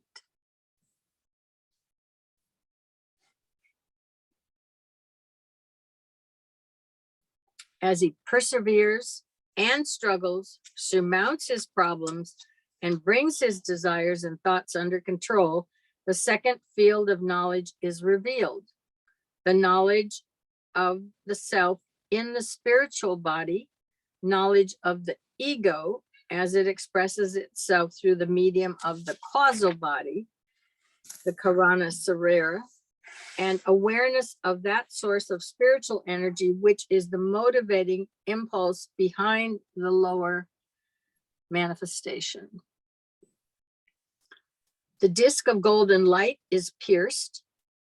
The true sun is seen. The path is found, and the aspirant struggles forward into ever clearer light. As the knowledge of the self, and as the consciousness of that which the self sees, hears, knows, and contacts is stabilized, the master is found, his group of disciples is contacted, the plan for the immediate work he must assume is realized and gradually worked out on the physical plane. Thus, the activity of the lower nature decreases, and the man little by little enters into conscious contact with his master. But this follows upon the lighting of the lamp, the aligning of the lower and the higher, and the downflow of illumination to the brain. It is essential that these points should be grasped and studied by all aspirants so they may take the needed steps and develop the desired awareness. Until this is done, the master, no matter how willing he may be, is powerless and can take no steps to admit a man to his group, and thus take him into his auric influence, making him an outpost of his consciousness. Now that's a sentence you should think about, because the master, no matter how willing he may be, is powerless and can take no steps to admit a man to his group, and thus take him into his auric influence, which means within his aura. They're connected, making him an outpost of his consciousness. So if he's taking somebody into his group, then that's part of what that implies. Every step of the way has to be carved out by a man himself. And there is no short or easy road out of darkness into light. But for a master, if he takes him into this group, then they are not separated after that. There is that connection through the aura or through the consciousness. So it isn't like going to school every day. You know, you go to school, you sit there, and then when the bell rings, you leave. The teacher goes home, has their own life, whatever, you know, their family, their whatever, and probably has no thoughts of those students or any connection with those students till the next day when they go back to class and are in the same physical presence. He's implying this is not what happens at that given stage. But he's also saying that everybody has to carve their own way out. But that it has to be after this connection would have to be after the individual man has made his way to qualify. A master can't just take him because he wants to be taken and put under his wing, because it won't work. Won't work for either one of them. So the white magician is ever one who, through conscious alignment with his ego, with his angel, is receptive to his plans and purposes, and therefore capable of receiving higher impression. We must remember that white magic works from above downwards and is the result of solar vibration, not impulses emanating from one or other of the lunar petries. The downflow of the impressing energy from the solar petri is the result of his internal recollectiveness, the indrawing of his forces prior to sending them concentratedly to his shadow man, and his steady meditation upon the purpose and the plan. It may be of use to the student if he here remembers that the ego, as well as the logos, is in deep meditation during the whole cycle of physical incarnation. This meditation is cyclic in nature. The Petri involved sending out to his reflection rhythmic streams of energy, which streams are recognized by the man concerned as his high impulses, his dreams and aspirations. So therefore, I would, before I read any more of this, it's really implying that you're, he talks about the ego or the soul in deep meditation, and it's cyclic in nature, and Petri involved sending out his reflection, rhythmic streams of energy, and man recognizes them as his high impulses, his dreams and his aspirations when he's not generating them, is what we're saying, you know. And but the thing about it is when it comes to the subjective realm, humanity can't distinguish where that's coming from. And I say that because when you get into astrology and you can get a couple of planetary positions regarding a planet and a position where it's like one of my teachers had said, why is it that people who have such and such in such and such a house, that 98% of them have been to a psychologist? Okay. And my answer, which I think was not the only answer out there, but was basically correct, is because the guy wants to make sure he's not crazy. Because that particular position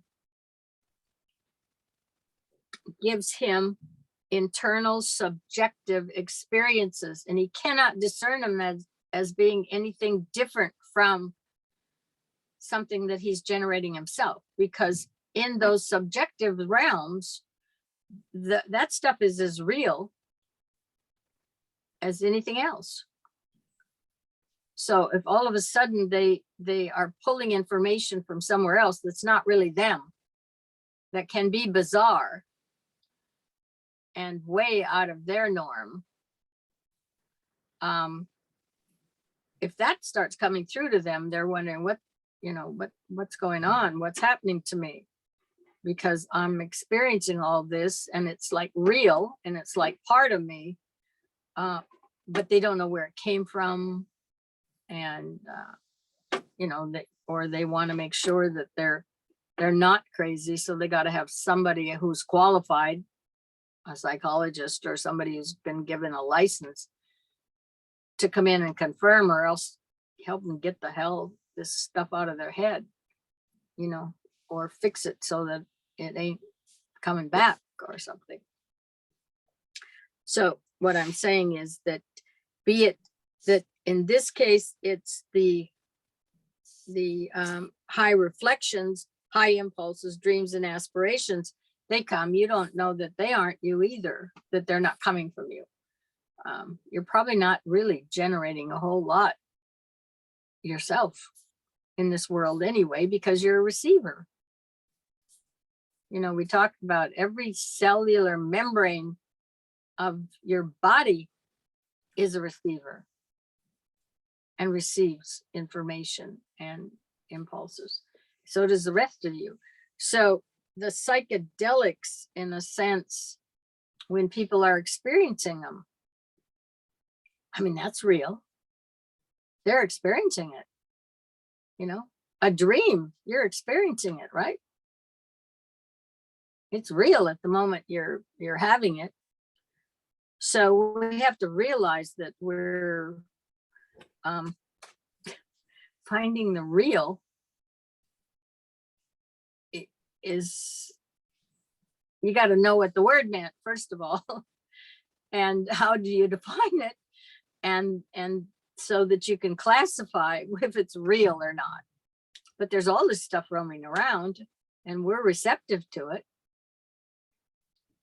You know, depending upon how many receivers are open or developed, our sub-levels of this or that. You know, so.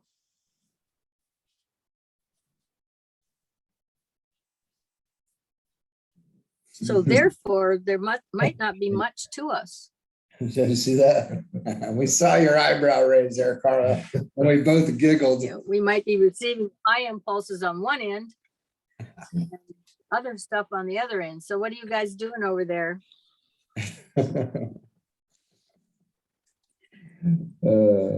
It's funny. For receiving. Yeah, we're receiving. I bet you are. There's somebody there, right? Okay, so therefore it will be apparent why workers in white magic are ever advanced in spiritual men, for the reflection is seldom responsive to the ego or the solar angel until many cycles of incarnation have transpired. The solar Petri communicates with his shadow, that's us, or reflection by means of the sutratma, which passes down through the bodies to a point of entrance in the physical brain, if I might so express it, but the man as yet cannot focus or see clearly in any direction. And we are considered his shadow. You know, we are the shadow of the soul. You will see that terminology in here. If he looks backward, he can only see the fogs and miasmas of the planes of illusion and fails to be interested. If he looks forward, he sees distant light which attracts him, but he cannot as yet see that which the light reveals. If he looks around, he sees but shifting forms and the cinematograph of the form side of life. If he looks within, he sees the shadows cast by the light and becomes aware of much impedimentia, which must be discarded before the light he sees in the distance can be approached and then entered within him. Then he can know himself as light itself and walk in that light and transmit it likewise to others. And so in many respects, the sentence where it says, he becomes aware of the impedimentia, which must be discarded before the light he sees in the distance can be approached. That is like the dweller on the threshold before you can take an initiation. In other words, there's all this stuff that's in the way that has to be, in a sense, burned off in terms of literally that's kind of what happens, is it gets burned off. So it's perhaps well to remember the stage of discipleship is in many ways the most difficult part of the entire ladder of evolution. The solar angel is unceasingly in deep meditation. It has no interest in us. The impulses of energy emanating from him are increasing in vibratory rate and are becoming more and more powerful. The energy is affecting more and more the forms through which the soul is seeking expression and endeavoring to control. This brings me to the consideration of the seventh point I made in my earlier analysis of Rule 1. I said the soul's meditation is rhythmic and cyclic in its nature, as is all else in the cosmos. The soul breathes and its form lives thereby. The rhythmic nature of the soul's meditation must not be overlooked in the life of the aspirant. There is an ebb and a flow in all nature, and all in the tides of the ocean, we have a wonderful picturing of an internal law. So there you are when you think you've really arrived and you're having some high point. That's the way you've come into the shore, and then it leaves and withdraw, so to speak, and there you are. As the aspirant adjusts himself to the tides of the soul life, he begins to realize that there is ever a flowing in, a vitalizing, and a stimulating, which is followed by a flow out as sure and as inevitable as the immutable laws of force. This ebb and flow can be seen functioning in the process of death and incarnation. It can be also seen over the entire process of a man's lives. For some, lives can be seen apparently static and uneventful, slow and inert from the angle of the soul's experience, while others are vibrant, full of experience and of growth. This should be remembered by all of you who are workers. When you are seeking to help others to live rightly, are they in the ebb or are they being subjected to the flow of the soul energy?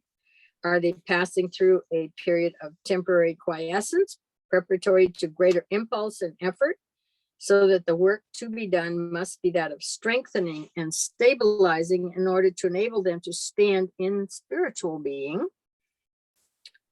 Or are they being subjected to a cyclical inflow of forces? In this case, the worker must seek to aid in the direction and utilization of the energy, which, if misdirected, will eventuate in erect lives, but which, when wisely utilized, will produce a full and fruitful service. The above thoughts can be applied by the student of humanity to the great racial cycles, and much of interest will be discovered. Again, and of more vital importance to us, these cyclic impulses in life of the disciple are of a greater frequency and speed and forcefulness than in the life of the average man. They alternate in a distressing rapidity. The hill and the valley experience of the mystic is but one way of expressing this ebb and flow. Sometimes the disciple is walking in the sunlight, and other times in the dark. Sometimes he knows the joy of full communion, and again, all seems dull and sterile. His service is on occasion a fruitful and satisfying experience, and he seems to be able to really aid. At other times, he feels he has naught to offer, and his service is arid and apparently without results. All is clear to him some days, and he seems to stand on the mountaintop looking out over a sunlit landscape where all is clear to his vision.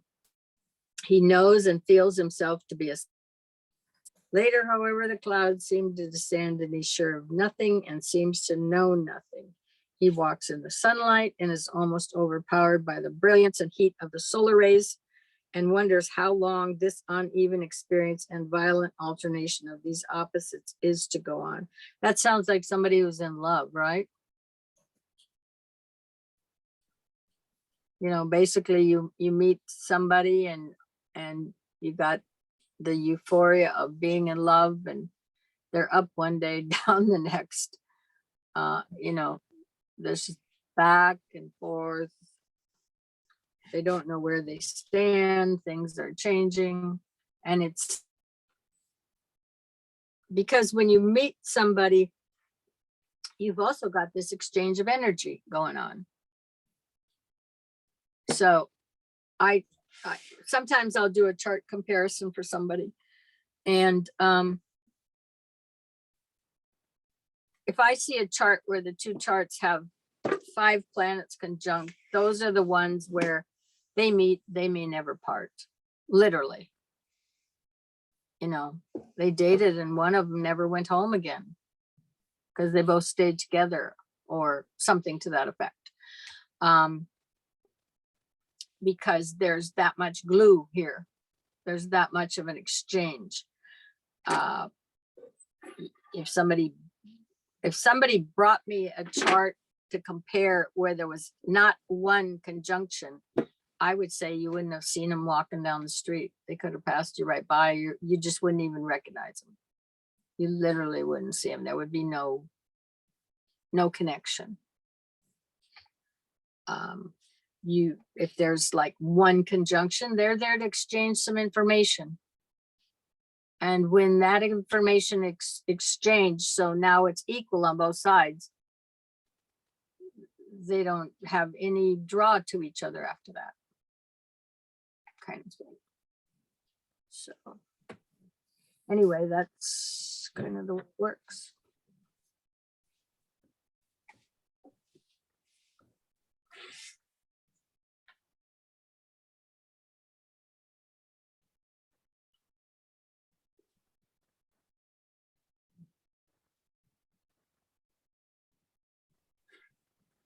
So once, however, he grasps the fact, he's watching the effect of the cyclical impulses and the effect of the soul's meditation on his form nature, the meaning becomes clearer. He realizes that it is the form aspect which is failing in its response and reacting to energy with unevenness. He then learns that once he can live in the soul consciousness and attain that high altitude, if I might express it, at will, the fluctuations of the form life will not touch him. He then perceives the narrow-edged razor path which leads from the plane of physical life to the soul realm, and finds that when he can tread it with steadiness, it leads him out of the ever-changing world of the senses into the clear light of day and into the world of reality. And you will get the word "what is." Now, when you get to the physics of consciousness and they talk about the vector state collapse, it collapses to what is the term they use for it here. In other words, that is the reality of the given world situation, the planetary situation, whatever, with that collapse.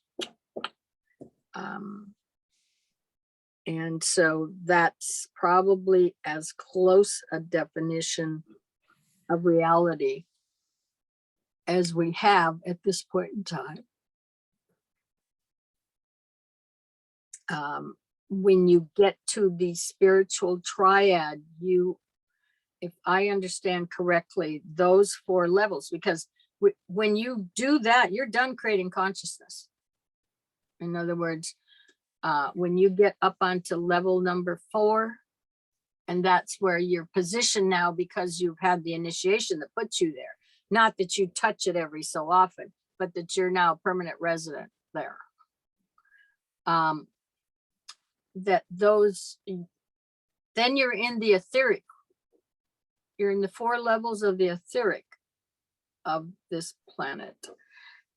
And if I understand correctly, those are the bottom levels of the other cosmic entities of which our solar system is a part, which means the etheric is not consciousness. It is that energy pattern. So it is the reality, if you will, and that's why they talk about you shift to the realm of reality, is because now you're going to go and be absorbed or be absorbed, however you want to viewpoint it. The energies on those levels, that's those initiations that are defined on those upper levels. So you become equal to that energy. So you have that connection. Then the subtlety is, can you figure out what that energy is saying? What is the information in that energy? Just like you had to learn about everything else all the way up. But you're not making stuff up there, okay? Like you are on the astral plane. You're not creating consciousness. You created consciousness to get up to that soul level.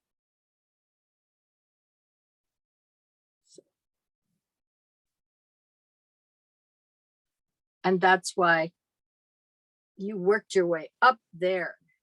The other is the download, working from the top down. That's from the Buddhic plane. You're getting downloads.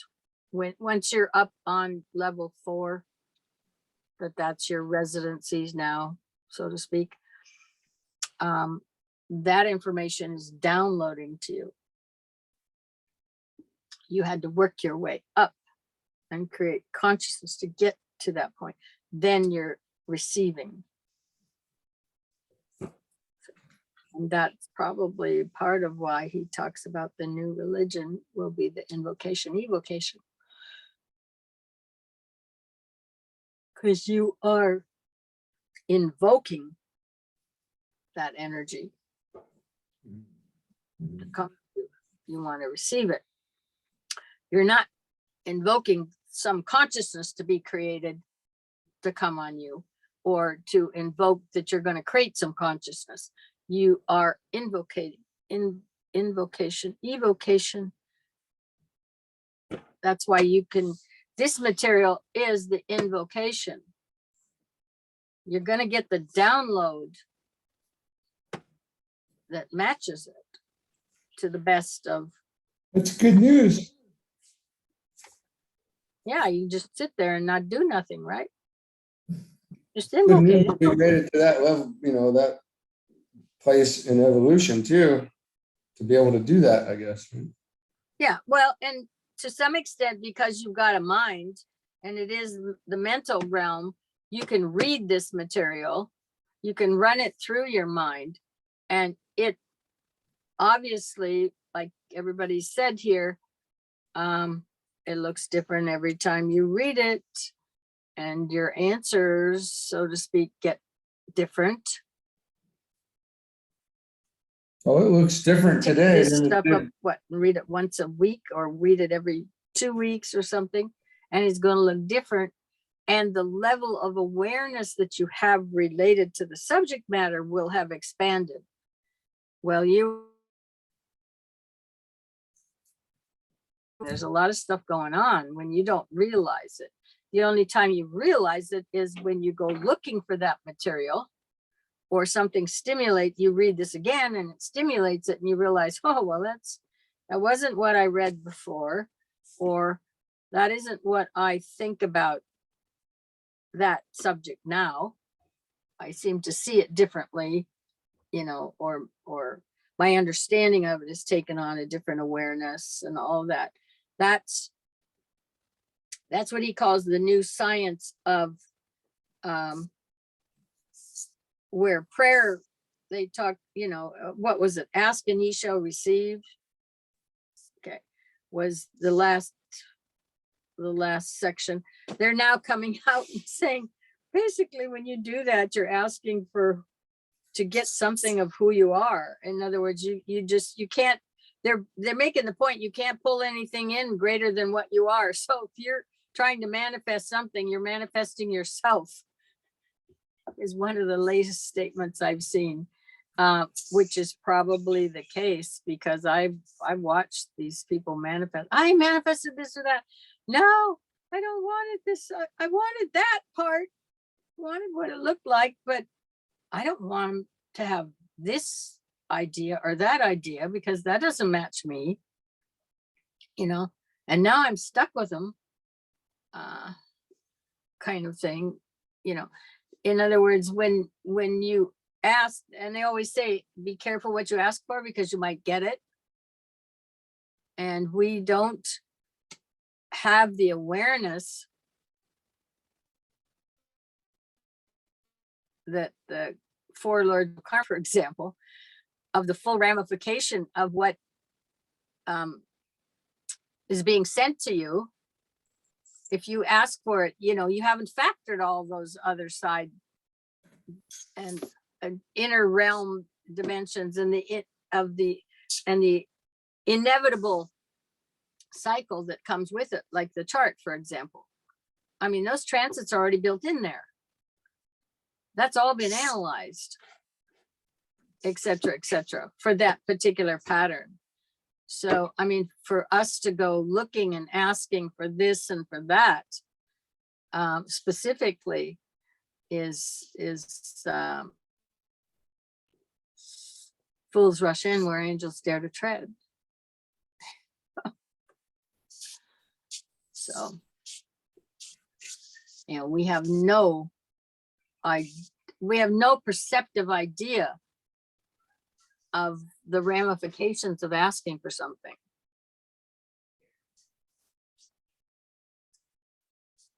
You know, we just don't, we can't factor in that many dimensions all at one time. Yeah. I think my big one was, don't give me anything I'm not supposed to have. Just as a protection. In my case, that's all I want, is don't give me anything I'm not supposed to have.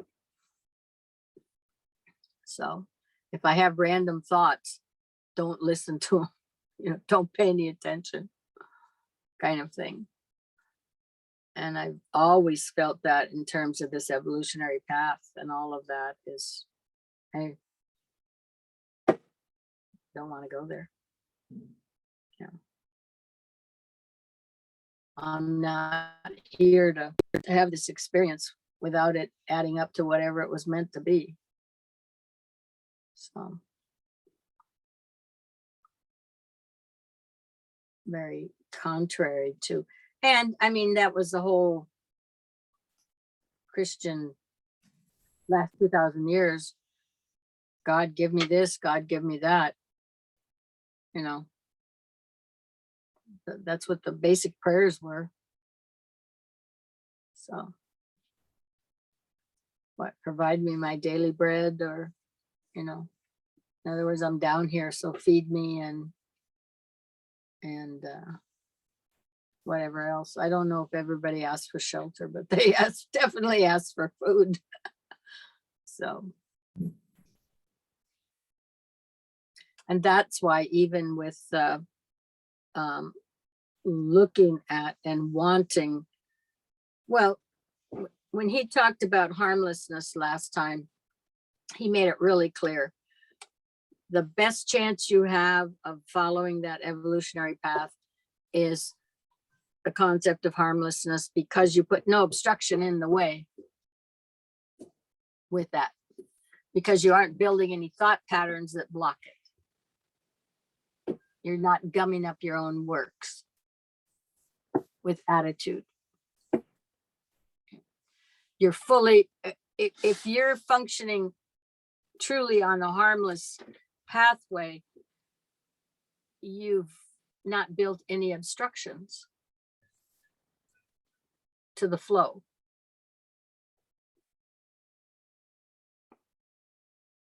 Because if you got an attitude and you think that guy's an asshole over there, that's a block.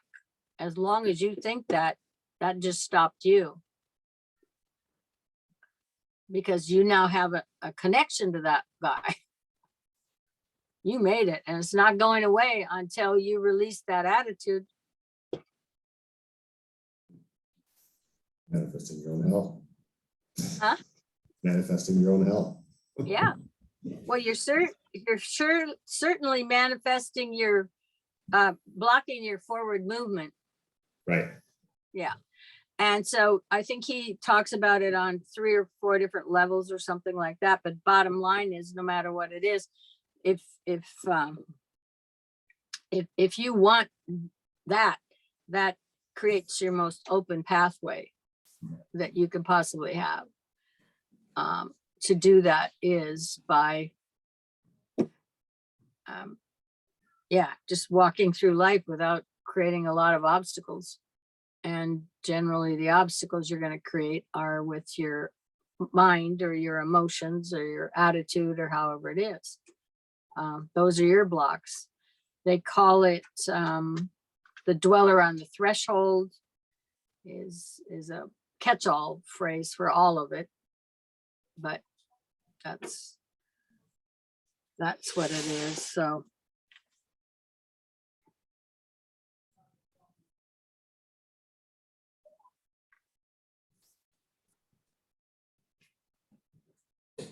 So basically he's saying, once you realize you're actually riding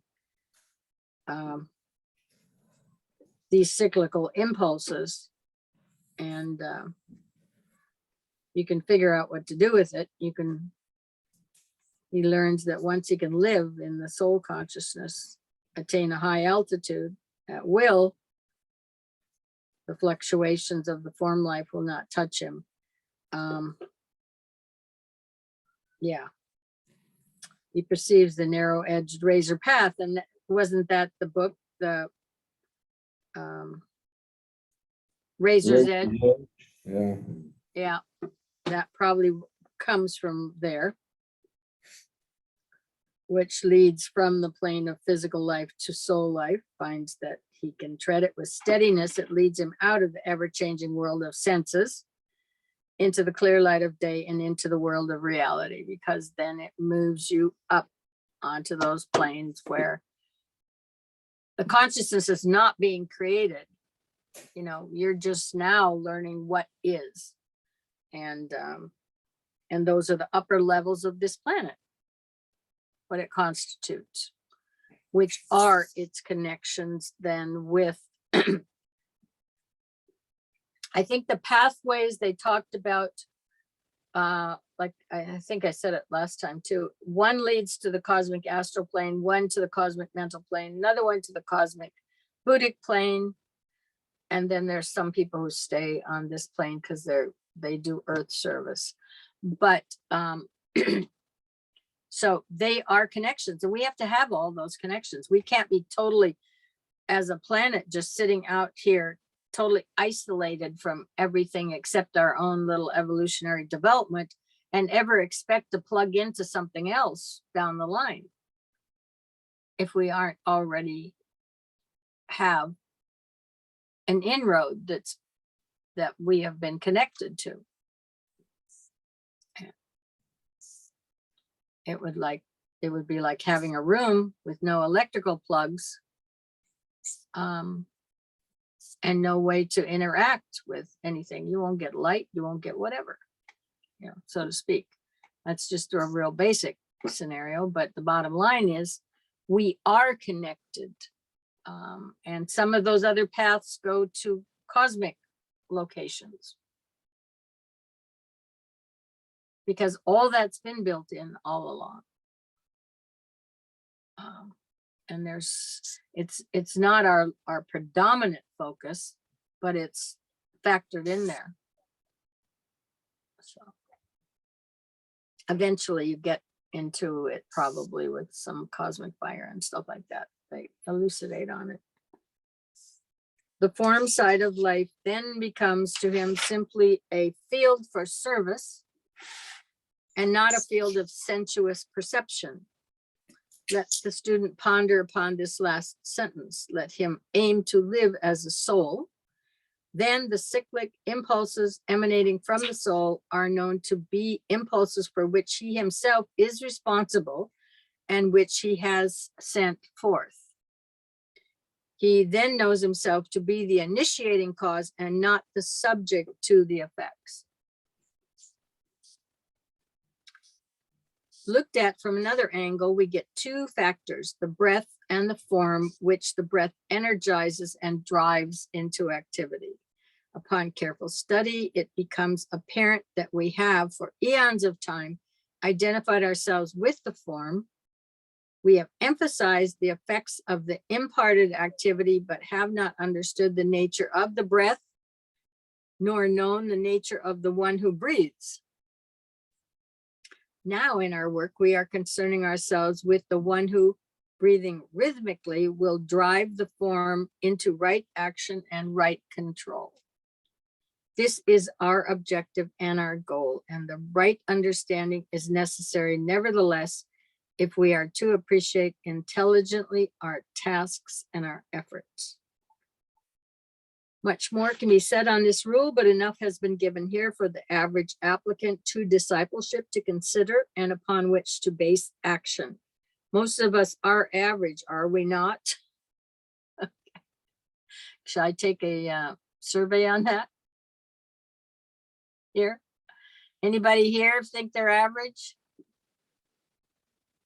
In truth, is anybody here think they're average?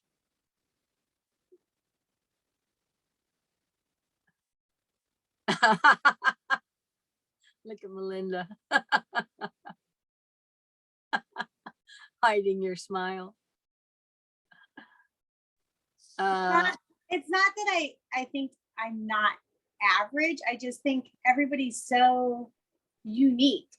Like people that think they're normal or average, like it blows my mind. Like, how could you think that about yourself? Because you're not like some boring thing. Like we're all so unique and special, and like, I don't mean special like I'm better than other. I mean, you're just like, I don't know how to explain it, but no. Do I think I'm average? No. Right. I guess if that's what you're asking, no, I don't. Yeah. But I don't think I'm better than other people. Like, do you know what I'm saying? Yes, I know what you're saying. Yeah. But I'm just saying, I know that I don't think there's anybody that's been on this scenario who thinks they're average. Yeah, like I don't, yeah. Like when I look at these people in front of me, I don't see what somebody else might think of as average. Right. And I think Tom fights with it because he's got that Virgo in there that doesn't want him to really fess up so that he might think he's not average. But what have you got? You're on mute. Well, the kids were The kids were in the hot tub yelling. Okay. Well, I'm a Taurus, so I don't know where that puts me, but I mean, average in terms of what? Like, Well, he's saying average applicant to discipleship. So there, I mean, that's not like an average personality that goes down here. It's different. yeah. I mean, everybody's unique down here, but we all have similar characteristics as we're approaching that. So We're really no different either. So, I mean, we're unique, but connected. So, Oh, wait till you see the rest of the sentence. well, then I'll just shut up for now. Let's read on. If we regard ourselves otherwise, meaning are we not average? We divorce ourselves from others and become guilty of the sin of separativeness, the one real sin.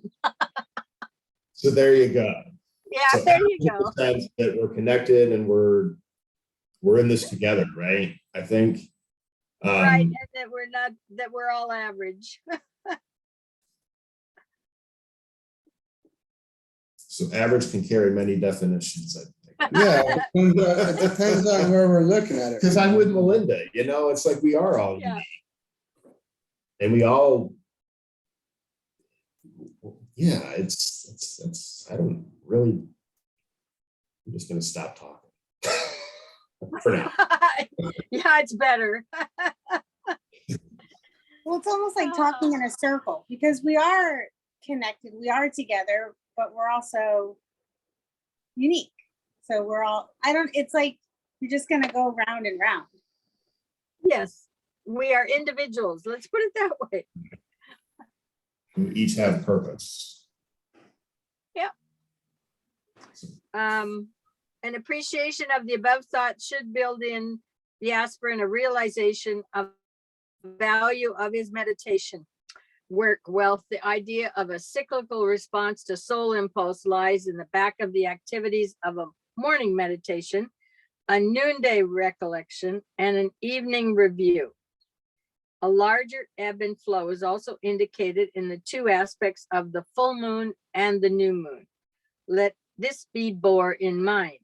May there be a full and steady play of cyclical force from the kingdom of spirit upon each one of us, calling us forth into the realm of light, love, service, and producing a cyclical response from each one. There may be a constant interchange between those who teach and the disciple who seeks instruction. Much preliminary work will have to be done.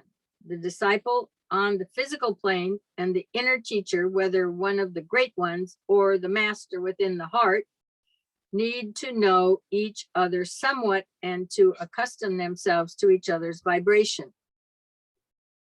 Teachers on the inner planes have much to contend with owing to the slowness of the mental processes of students in physical bodies. But confidence and trust will set up the right vibration, which will produce eventually accurate work. Lack of faith, of calmness, of application, and presence of emotional unrest will hinder. Long patience those on the inner side need in dealing with all who must, for lack of other or better material, be utilized. I think they're talking about us again. Mhm. Some physical injudiciousness may make the physical body non-receptive. Some worry or care may cause the astral body to vibrate to a rhythm impossible for the right reception of the inner purpose. Some prejudice, some criticism, some pride may be present that will make the mental vehicle of no use. Aspirants to this difficult work must watch themselves with infinite care and keep the inner serenity and peace and the mental pliability that will tend to make them of some use in the guarding and guiding of humanity. The following rules might therefore be given. It's essential that there should be an endeavor to arrive at absolute purity of motive. The ability to enter the silence of the high places will follow next. The stilling of the mind depends upon the law of rhythm. If you are vibrating in many directions and registering thoughts from all sides, this law will be unable to touch you.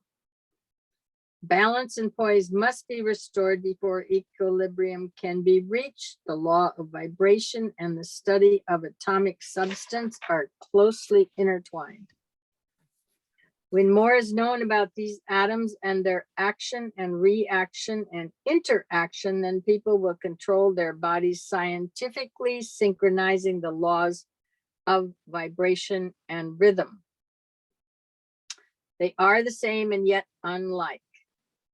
They are phases of the law of gravitation. The earth is itself an entity which, by the force of will, holds all things to itself. This is an obscure matter. Little has been learned about it as yet. The inbreathing and outbreathing of the entity of the earth affects vibration potently. That is the vibration of the physical plane matter. There is a connection also between this and the moon. Those members of humanity who are especially under lunar influence respond to this attraction more than any others, and they are difficult to use as transmitters. But boy, do they buy weird drinks. When the full moon is out, just ask a bartender. You know, all the Velvet Hammers come out, the Harvey Wallbangers, all of the strange drinks that they're out there that aren't the norm get ordered because those guys show up. The bartender will know. He just knows by the drinks that are being ordered that it's a full moon out there.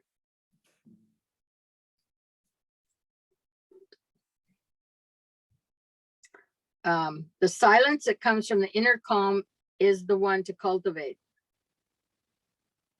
Well, Donnie, that must be you now. Yep, sounds right. You said things are pretty silent now. Pretty quiet. Aspirants are urged to remember that the time will come when they too will form part of a group of teachers on the inner side of the veil. And if then they have not learned the silence that comes from strength and from knowledge, how will they bear the apparent lack of communication that they will find exists between them and those on the other side? So, learn therefore how to keep quiet, or usefulness will be hampered by astral fretfulness when on the other side of death.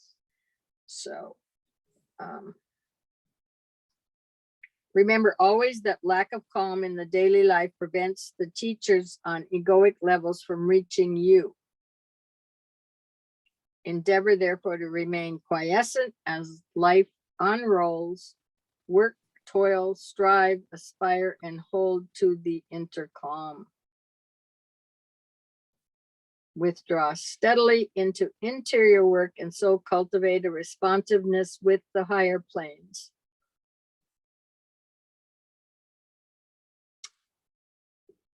A perfect steadiness of inner poise is what the masters need in those whom they seek to use. It is an inner poise that holds to the vision, yet does its outer work on the physical plane with a concentrated physical brain attention, which is in no way deviated by the inner receptiveness. It involves a dual activity.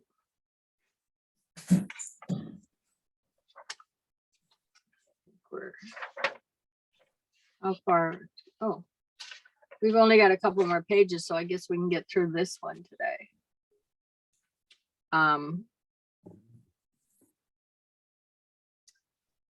Learn to control thought. It is necessary to guard what you think.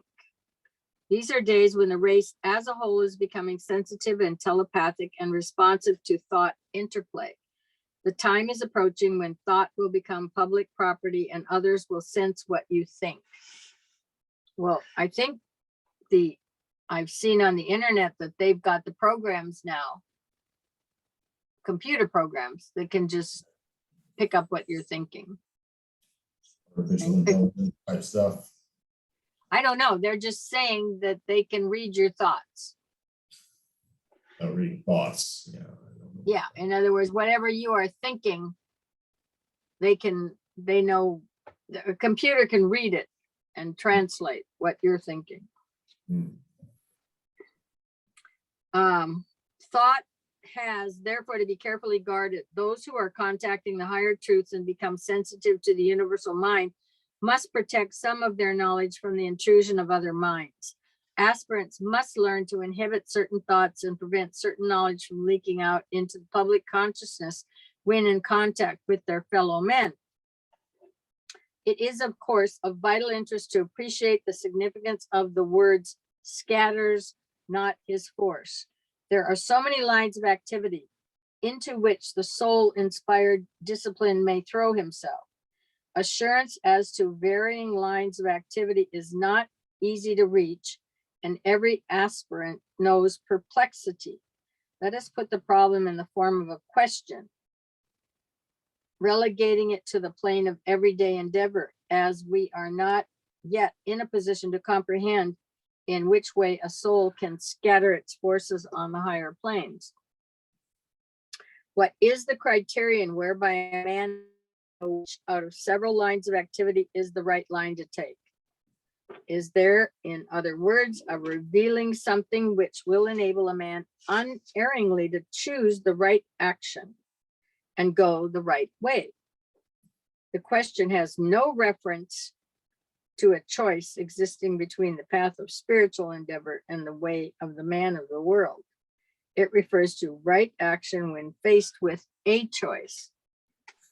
There's no question but that a man is faced in his progress with increasingly subtle distinctions.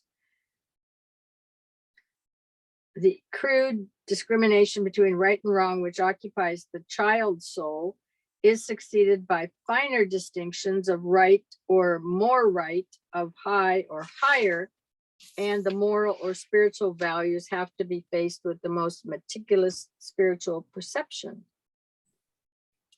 In the stress and toil of life, and in the constant pressure on each one of those who constitute their group, the complexity of the problem is very great. In solving such problems, certain broad discriminations can precede the more subtle, and when these decisions have been made, the more subtle can then take their place. The choice between selfish and unselfish action is the most obvious one to follow upon the choice between right and wrong, and is easily settled by the honest soul. A choice which involves discrimination between individual benefit and group responsibility rapidly eliminates other factors and is easy to the man who shoulders his just responsibility. Note the words just responsibility. We are considering the normal, sane man and not the over-conscientious, morbid fanatic. There follows the next distinction between the expedient involving factors of the physical plane, relations of business and of finance, leading up to a consideration of the highest good for all parties concerned. But having through this triple eliminative process arrived at a certain position,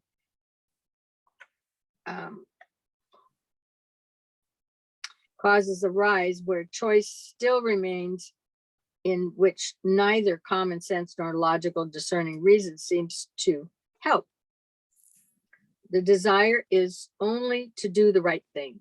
The intent is to act in the highest possible way and to take that line of action which will produce the best good of the group apart from personal considerations altogether. Yet light upon the path which must be trodden is not seen. The door which should be entered is unrecognized, and the man remains in a state of constant indecision. What must be done? One of two. First, the aspirant follows inclination, choose that line of action out of the residue of possible lines which seem to him the wisest and best. This involves belief in the working of the law of karma and also a demonstration of that firm decisiveness, which is the best way in which his personality can learn to abide by the decisions of his soul. It involves also the ability to go forward on the grounds of the decision made and so to abide by results without foreboding or regrets. Secondly, he can wait, resting back upon an inner sense of direction, knowing that in due time he will ascertain through the closing of all doors but one, which is the one he should go. For there is only one open door through which such a man can go. Intuition is needed for its recognition. In the first case, mistakes may be made, and the man thereby learned and is enriched. In the second case, mistakes are impossible and only right, obvious action can be taken. It's obvious, therefore, that all resolves itself into an understanding of one's place upon the ladder of evolution. Only the highly advanced man can know the times and seasons and be adequately discern the subtle distinction between a psychic inclination and the intuition. In considering these two ways of ultimate decision, let's not the man who should use his common sense and take a line of action based upon the use of the concrete mind practice the higher method of waiting for a door to open. He is expecting too much in the place where he is. He has to learn through right decision and right use of mind to solve his problems. Through this method, he will grow. For the roots of intuitive knowledge are laid deep within the soul, and the soul therefore must be contacted before the intuition can work. One hint only can here be given. The intuition ever concerns itself with group activity and not with petty personal affairs. If you are still a man centered in the personality, recognize it, and with the equipment available, govern your actions. If you know yourself to be functioning as a soul and are lost in the interest of others, untrammeled by selfish desire, then your just obligations will be met, your responsibilities shouldered, your group work carried forward, and the way will unfold before you. Whilst you do the next thing and fulfill the next duty. Out of duty, perfectly performed, will emerge those larger duties, which we call world work. And out of the carrying of family responsibilities will come that strengthening of our shoulders, which will enable us to carry those of the larger group. What then is the criterion? For the high-grade aspirant, let me repeat, the choice of action depends upon a sound use of the lower mind. The employment of a sane common sense and forgetfulness of selfish comfort and personal ambition. This leads to the fulfillment of duty. For the disciple, there will be the automatic and necessary carrying forward of all of the above, plus the use of the intuition, which will reveal the moment when the wider group responsibilities can be justly shouldered and carried simultaneously with those of the smaller group. Ponder on this. The intuition reveals not the way sublime can be fed, nor the manner in which desire for selfish.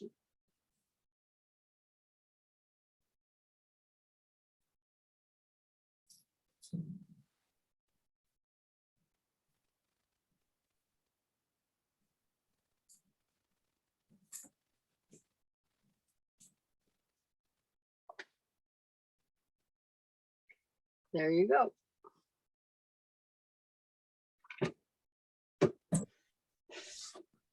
That's rule number 1, and we'll go to rule number 2 in about 5 weeks.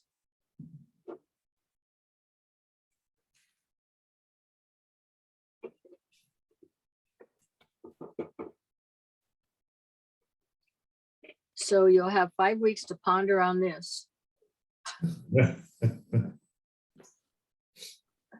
Okay. Sounds good.